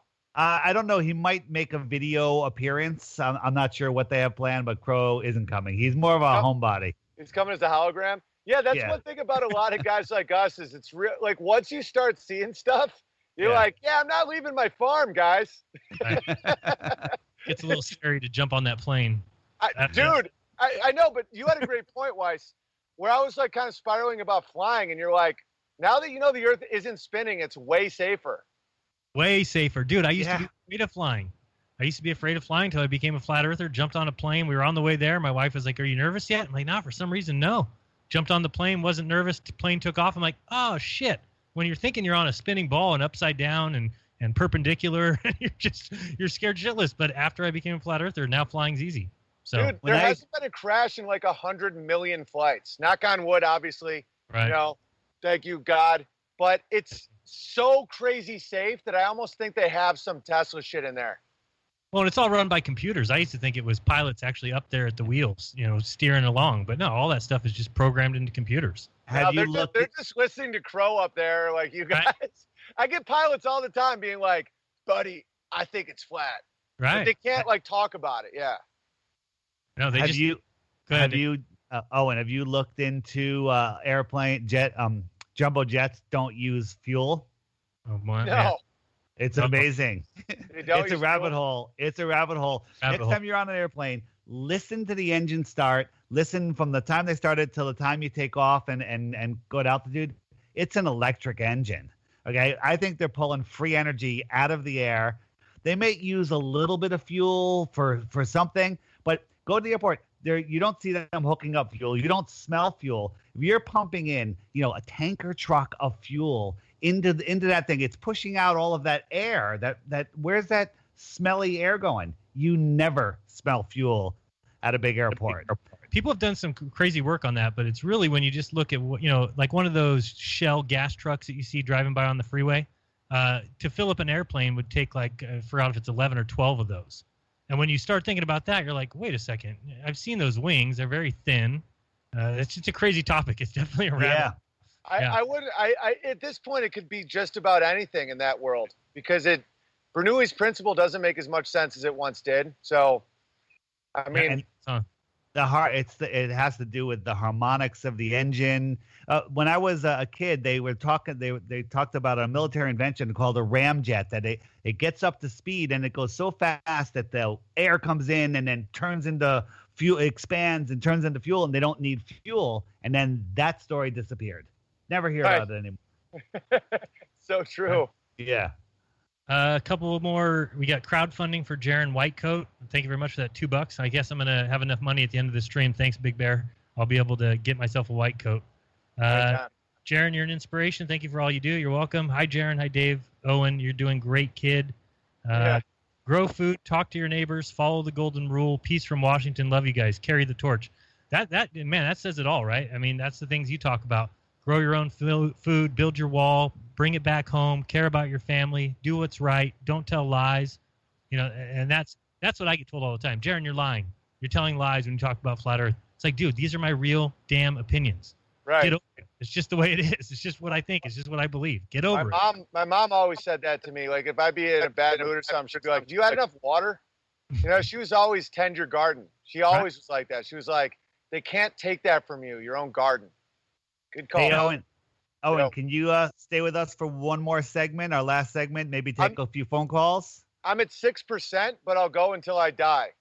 All right. Because I'm in a garden. There's no free energy here. So I'll go for 6% more. Okay. Okay, we appreciate it. Why are we at a break now? We are coming up to a break. While we have that last minute, let the Small Hat show his new feature on the app. We have the compass. The compass. There's the compass. So when you turn it, it'll show you where you're looking. And then the other one is I have the frequently asked questions button. If I could hit it, I can't. There it goes. There you go. And you have your top questions. And when you click one of them, it takes you right to videos that have the answer.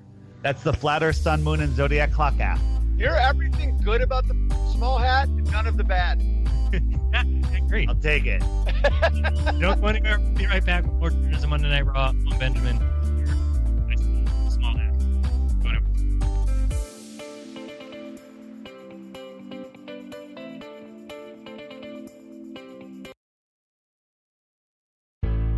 The reviews for Extendivite are amazing. Here are some from Amazon. September 2018. Extendivite works in keeping my blood pressure in the normal range. I've been using Extendivite for many years now. May 2018. Great product. I use regularly and I rarely get sick. March 2018. This product has relieved what appeared to be angina pain in my chest and shortness of breath after climbing stairs. I'm quite happy about it. February 2018. My husband, son, and I have been using this product for a few months now, and we have noticed an improvement in our joints and blood pressure. Tell us your story. Get Extendivite today. To order, call 1-877-928-8822. That's 1-877-928-8822 or visit heartdrop.com. Extend your life with Extendivite. Okay, nurse, let's get this man to the ER stat. Right away, doctor. We see this every day. Heart attack or angina pain due to blocked and clogged arteries. Chelation can remove obstructions or blockages from arteries and help avoid painful and expensive surgery. Now there's Angioprim. It's a liquid oral chelation product that you take with juice. You start to feel the results fast. Angioprim increases blood flow all over the body, and that means more energy and strength to take on the day with less aches and pains. 60 years of research has gone into chelation, and Angioprim is the result. A safe and easy way to unblock your veins and arteries from buildup that slow circulation. Paging Dr. Jones. Please report to the emergency room right away. Log on now for a special radio offer from Angioprim. That's angioprim.com/radio. ANGIOPRIM. Angioprim.com/radio or call 877-882-7221. That's 877-882-7221. Jacob Frank Leibovich is the mastermind behind a global network of satanic cults. He taught that the Creator God was evil. Jacob Frank proclaimed himself as the true Messiah. He vowed never to tell the truth. He rejected every moral law and declared that the only way to a new society was through the total destruction of civilization. Murder, rape, incest, and the drinking of blood were perfectly acceptable actions and rituals. His followers established the Marxist system and have infiltrated Islam and Judaism. He was the Messiah of the Illuminati. This is Truth Frequency Radio. No hate, no hype, no fear. Real people, real radio. This is Truth Frequency Radio. No hate, no hype, no fear. Real people, real radio.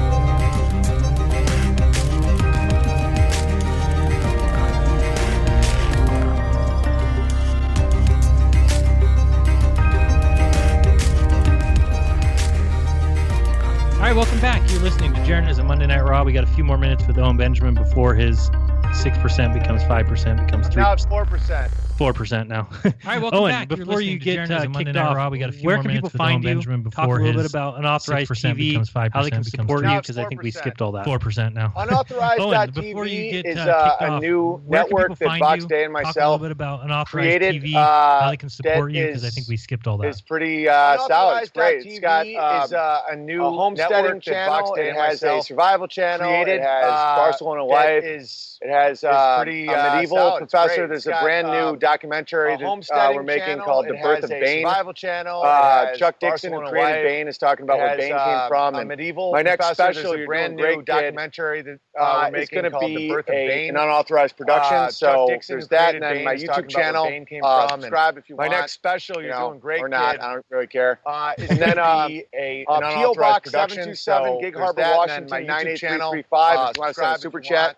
Because I've been demonetized on everything. I'm kicked off PayPal. I'm kicked off Twitter. I'm kicked off everything. Because they didn't know I had this jacket. If you want to send a super chat, so let's do something. I've been If they would have known, we would have known. Kicked off PayPal. But yeah, you're doing great, kid. You said people can email you if they're interested in getting on the early list for that too, right? So let's do something. Yeah, you're doing great, kid, at gmail.com. gmail.com. But yeah, you're doing great, kid. Basically, a tour, can right? email you a couple if they're different interested cities. in getting on the early Yeah, list for that definitely. too, right? Georgia. Yeah, you're doing and, great, kid. At Washington State, gmail.com. and I want to add a couple more cities, depending basically a on tour, if right? we can afford A it. couple different cities. Very cool. Go ahead, Dave. Yeah, definitely. So, Georgia a question for your set for the Flat Earth Conference. When do you start writing those jokes? On the plane ride over, or are you compiling them now? Dave. So, well, I have a question for 7 your hours set of comedy, for, but Flat I Earth will do Conference. When do you start a lot writing those jokes? You know, on the people plane want to ride check out over, my or are you type of comedy. compiling Watch them now? I have several specials Well, on I my have youtube.com/Comedy. One's called Conspiracy Queries. I think your audience will enjoy that one. Check out my type of comedy. Awesome. Watch my. Check I it have out. several specials He had a on my great quote. He is the fish of comedy. One's called Conspiracy where he Queries. never I think your repeats audience a will show. enjoy that one. Never. Okay. Awesome. So you can follow me around he had a and great sell, quote. He is the fish of comedy. Yeah, if you where follow he me on never tour and sell repeats a show. grilled cheese in the parking lot in Hacky Sack. Oh, yeah. Follow me around and sell. Do people have their 100 Owen pin on? I've been to 100 Owen shows. Grilled cheese in the parking lot. Yes. Not a pin, but that type of stuff. Yeah. Before I got blackballed, it was people would come to all.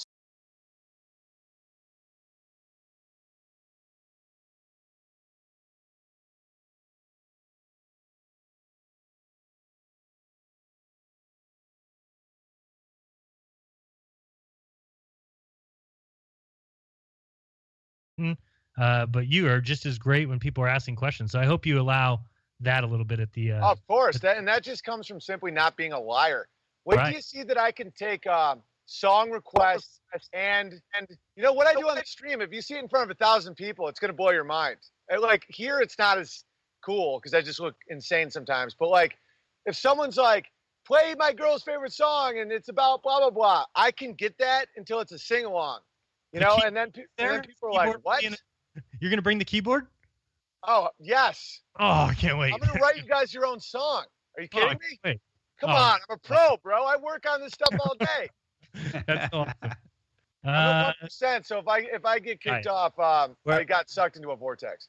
Why don't we say goodbye? We're looking forward to seeing you then and your streams in between now and then. And you're doing great, kid. Yeah, you guys are doing great, kid, too. All right, take it easy, everybody. Hey, thanks so much. Bye. Thanks, Owen. Thanks, Owen. All right. Now we got. Oh, that's a problem. All right, let me switch screens real quick, Dave. While we just messed up my whole stream there. What happened? Oh no, because you became a big picture. That's great. Which is unfortunate for everyone. Let's take some calls. Okay, let me fix this real quick because maybe we don't need to do video the rest of the way. We can take the video off. You ready? Yeah, let's take calls. So if you guys have questions for Dave or I or just want to talk, go ahead and call in. There's a lot of people already lined up, but 213-233-3998. Be quick, be to the point, or Dave will text me to dump you. Do you want to do one question and one question only? Do one question. So if someone says, hey, how you doing? That's it. You hang up on them. Tell them you're fine. You hang up. Man, it'd be so much better if you had control of this board. I wish. One question, no matter what it is. One question and one question only. We're going to try. This is an old Howard Stern bit, by the way. Okay, 508 area code. You're on with Jeranism Monday Night Raw. Who's this? Where are you from?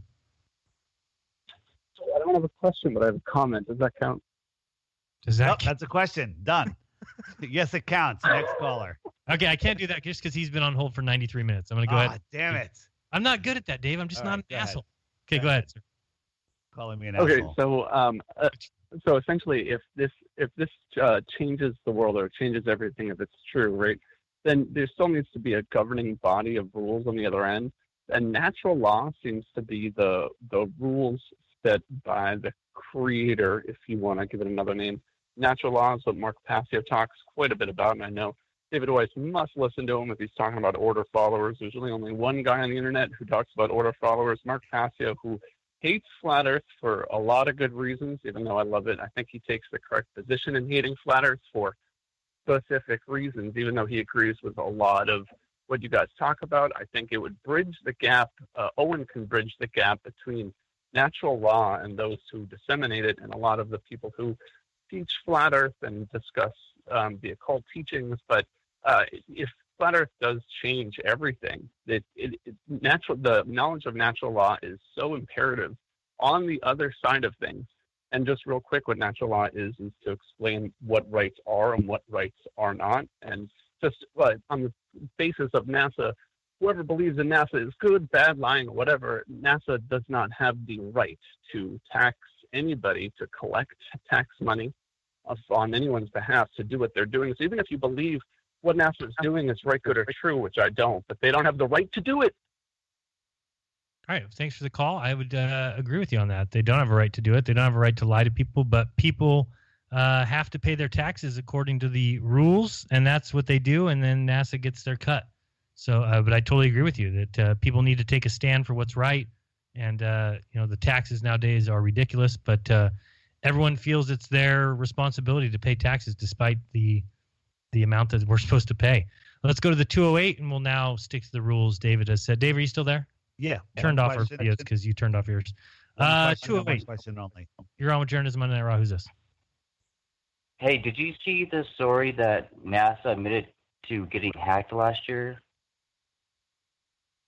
Yeah, I think you mean that somebody hacked and was able to control the ISS or something like that? No, I was talking about the Raspberry Pi at JPL that they stole supposedly 500 megabytes worth of data about the Mars mission. Did they ever post it? Did it go to like Pastebin or something? Oh yeah, it's all over.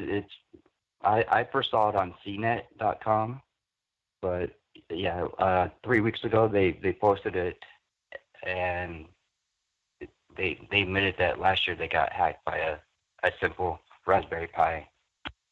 Wow. And that stuff you said is 3 weeks old? Because I remember looking through a whole wealth of information and links and things, but that was probably a year ago. So this is something fairly new? Yeah, just came out just last month. Oh, no, I have to check that out. I haven't seen that. Dave, you? I have not at all. All right, we'll check it out. Thank you so much for the call. We'll look into that. Let's go to the next caller, 910. You're on with Jeranism Monday Night Raw. Who's this? Where are you from?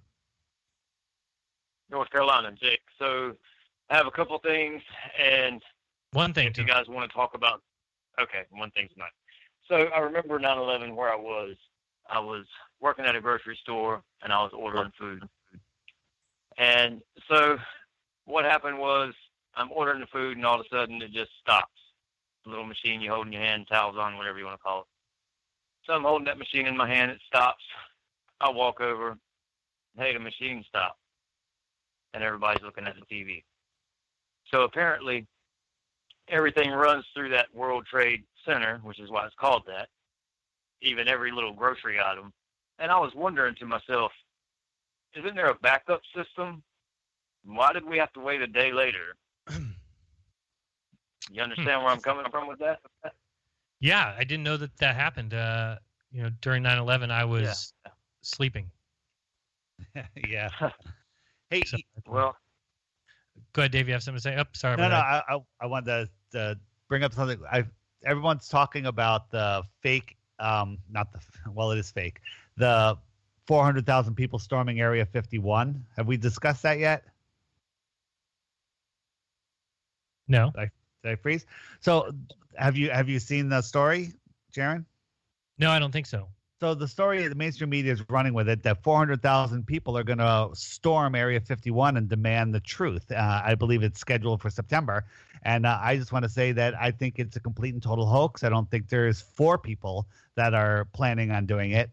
And it's basically just to push the false dichotomy of, okay, we admit it, there's aliens, and they want to see if that floats over the world. If they fake this thing, hoax it, and admit there's some sort of aliens, that sets them up for their fake alien invasion. Well, Werner von Braun said it was the last card. And right. I think, so this is the perfect way to do it. Like if they, right. I mean, if they could hoax that easier than hoaxing a school shooting. Absolutely. And then everybody would be able to come to my channel, your channel, Dave, and say, see, told you. How could the FBI look at all these aliens they came? And then I predict a year to the day later, the fake alien invasion happens. Just like Chernobyl, a year to the day after the China syndrome came out. It's ridiculous. Yep. All right. Thank you very much. Thank you very much by the way, for everyone for the super chats. Taco Mahooligan sent a super chat. Appreciate that so much. Somebody says, I was in the tub, washed my hair during break. I may have a truth problem. Can I be Swamp Bear? I'm sure you can be. I think you have to just change your name. Isn't that how you become a bear? I'm not really sure. Dave, are you Dearth Bear? I don't know what you are. I am deep inside the rabbit hole bear. Okay, didn't know. Verified. I am verified. Oh, you're verified. About Sunday and Christmas, Mark 7:7-9. Somebody's given a Bible quote there. So thank you guys so much. Really appreciate the super chats. Thank you, Owen, for coming aboard. That was fun, Dave. That was a lot of fun. Yeah. Yeah. No, I mean, it's so great to talk truth with, with Owen. First time I've got to talk to him. He's just a good guy. So, I mean, despite what you might hear from other people, a lot of people don't like him. And, ban him. Get rid of him. If you don't like it, don't watch. Period. I don't see how people, some flat earther, I forget who it was, said, I don't trust Owen. They're just like a non-trusting person. He's a shill and he's gonna do something at the conference. I'm like, how could you even fathom that? Yeah, not if you've watched him. I mean, the only way I could say somebody might think that is if they haven't watched him. Yeah. If you haven't watched him and you just heard people talk about him and you say, okay, who is he? Oh, he's a comedian. Okay, maybe I could see it then. But if you've watched any of his streams and you've just heard him talk, the guy can sit there in front of a keyboard and just talk for 3 hours and talk about truth and talk about how to live your life better and how to be a better person and how to see deception and how to see lies. When you hear all that, you can't think that way. I mean, there's just no possible way. So I would say whoever says that simply hasn't watched him. And I understand that. There's not a lot of time. People don't have a lot of time to watch all the different stuff that's out there that's good. You have to really support what you like, stick to what you like, try a little bit once a week. With Owen, it's a little tough because some of his streams are so long. But, I go for a walk every morning or a bike ride, and it's just he's always on for some reason. He's always on live at that time. And you know what? I only may catch, 45 minutes of his 3-hour stream.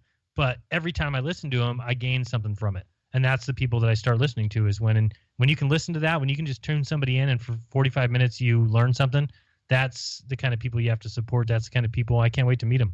Happy he's coming to the conference. Happy he'll be doing his show. And I had no idea he'll be bringing his keyboard. I'm stoked about that.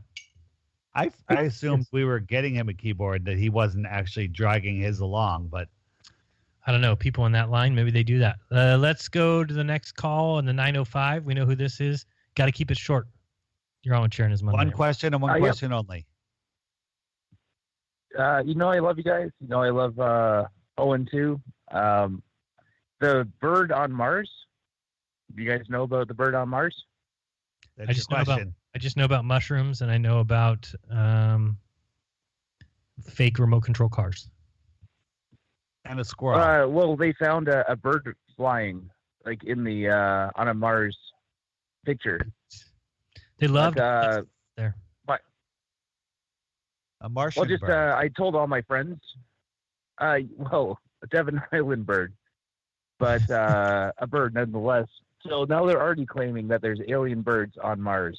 Oh boy. So if there's water there you go. Makes sense. There has to be water there, so there's birds there. If there's water, there's birds and animals and beings. And worms, definitely worms, and that's where the mushrooms came from. It is from the fungus growing from you have to have moist conditions to have mushrooms, Dave. So if you have mushrooms on Mars, you have to have water on Mars. I don't know. Mark Sargent just confirmed the bird on the Mars photo. Mark Sargent confirmed it? Yeah, he just did. It's Mark Sargent confirmed. It's Sargent-ified. I got to check this out. I got to search it right now. Real quick, just a reminder to everyone, join us at FEIC 2019. You can go to FE2019.com, register there November 14th and 15th. That'll be in Dallas, Texas. I'll be there. Dave will be there. Paige will be there, right? Can't miss Paige. True. Will she be speaking? She's doing a full presentation with Karen B. I can't wait. This is going to be awesome. Yeah, it's going to be great. Did she just hear about that for the first time? I just heard about it for the first time. That's second answer, Dave. Dave. There you go. Let me see. Birds on Mars. I have to look this real quick. All right, let's go to the phones. Whoops, I lost my page. Here we go. All right, let's go to the 612 area code. You're on with Jeranism Monday Night Raw. Who's this? What's your one question or comment or whatever? Oh, wow. Hey, guys, this is Wes, Flat Earth News Talk. How you guys doing? That's not what I'm going to say. I won't say it. All right. Anyhow, I have one question for Jeran. I have not been keeping up on it, but when you sent off the hard drive to NASA. Did you ever get it back? Yeah, I did. There was just nothing on it. A bunch of, views. Well, there was views of the ISS, but who's to say when those views are from? There was a couple astronaut shots, but what should have been a 6.5 hour tape turned out to be just a few. And they told me that from the very beginning, right? They started and said, oh, well, there's only going to be, because it was a Russian thing, there was no U.S. cameras on it. Sometimes they're going to be out of frame. Sometimes they're not going to be on the camera.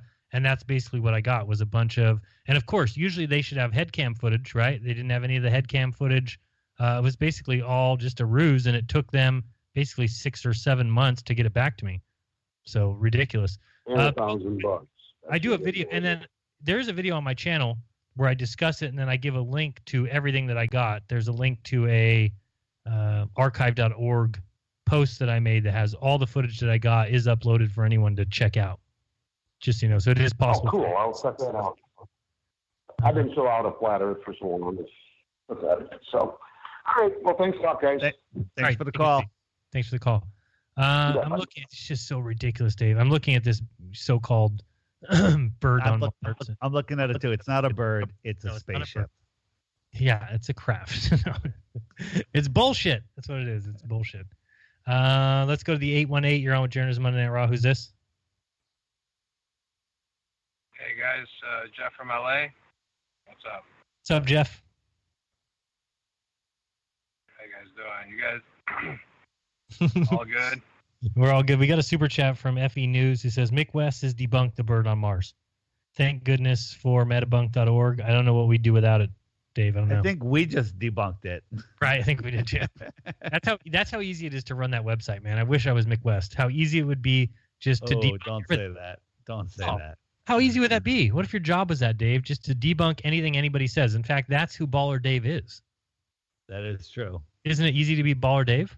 It's super easy. Right. So imagine if you had to do that for a living. Just make a website where no matter what anybody says, this is an alien ship. You just go on there and say, no, it's not. 9/11 was an inside job. No, it's not. That's all you got to do. It's very easy. Sorry, caller. I interrupted you. Go ahead. It's all right. Didn't he change some measurement again, that guy? He changed something. Yeah, he put on his little calculator now. It's not applicable for large distances over water, which is exactly where all flat earthers are doing their experiments and tests, because that's what's supposedly supposed to be flat is the damn water. And if you now have a calculator that says, oh, well, it doesn't count if you're looking over long distances over water. It's hilarious. It's just the life of being a glober is so easy. It just does, if you see mirror flashes from 19 miles, you just say, oh, well, you're actually seeing the mirror flash bend through the curved atmosphere around the curved water. So simple to be that. It's like Dave said. I just tell them one thing. I just tell them one thing because I'm getting tired of them. I just say, guys, water is always freaking level. Get freaking over it. And that's it. That's it. I've had a couple people recently. No, it's not. The Earth is just so large you can't notice the curvature. Next. Oh boy, see Baller Dave when he shows up. You want to just punch him in the face because it's so easy. It's so easy for him to do. And again, it's the same as if Dave said he was a doctor, and we all just said, "Yep, I believe him." Okay, great, and we move on. It's so easy to believe lies, and it's very difficult to find truth. They've made it that way. What a effective tool for keeping people asleep is to make it very easy to accept lies and very difficult to find truth.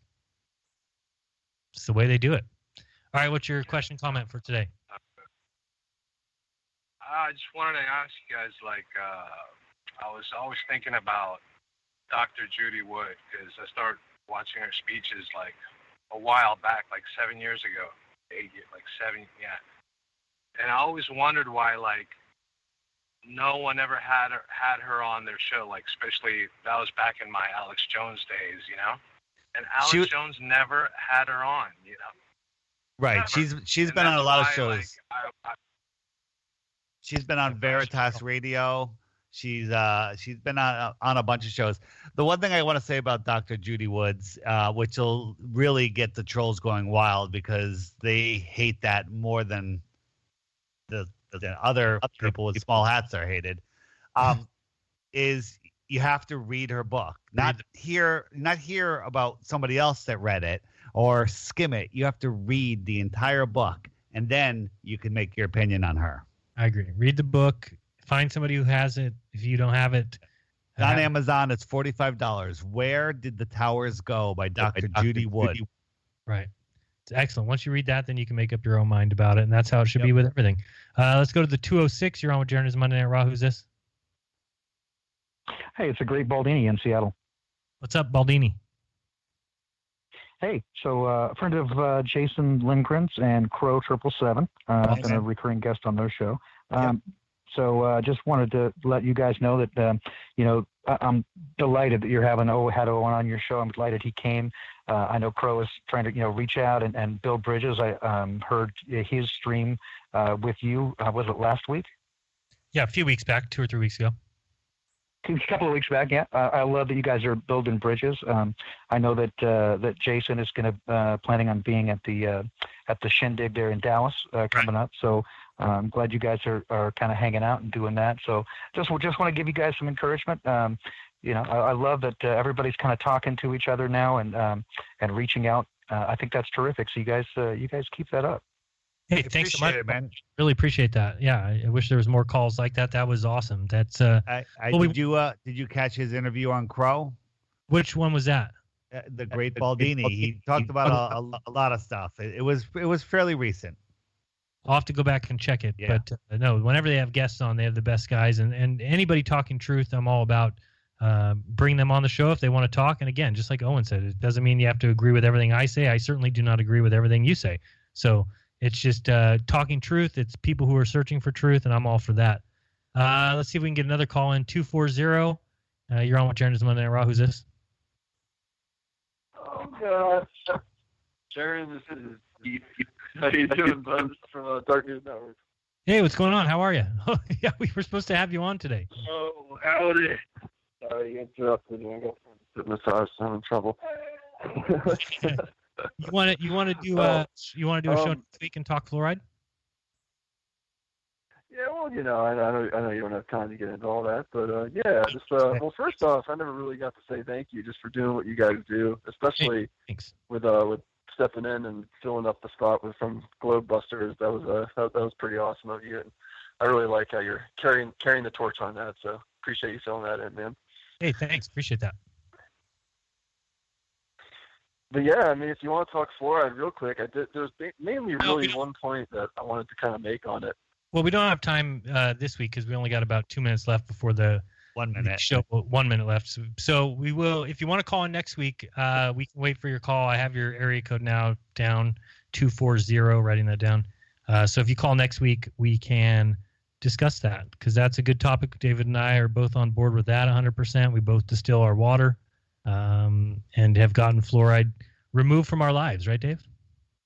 You more than me, actually. You still haven't bought your little canister to brush your teeth with? Not the shower one either. No, I haven't gotten the shower filter yet. So I can't say I've done that. I still shower in the fluoride in drenched water. So I do appreciate everyone's super chats. Thank you so much. This has been probably the best super chat I've ever had. So thank you very much to Owen Benjamin for joining. I know it's all because of him and people love him. And so do we. He's a truther, just like us. And whether you like that name or not, what it basically means is that you're not going to stand by and let people be lied to anymore. And you're just simply going to get on your channel and speak the truth. And if people want to listen, they can. And if they hate it, then they can block you. And if we don't like the way that you're commenting or you don't like us, then you're going to be banned for life. I hope all the moderators did that. Dave, any final words, or are we good now? That's it. The Flat Earth Sun, Moon, and Zodiac Clock app to find Flat Earth truth.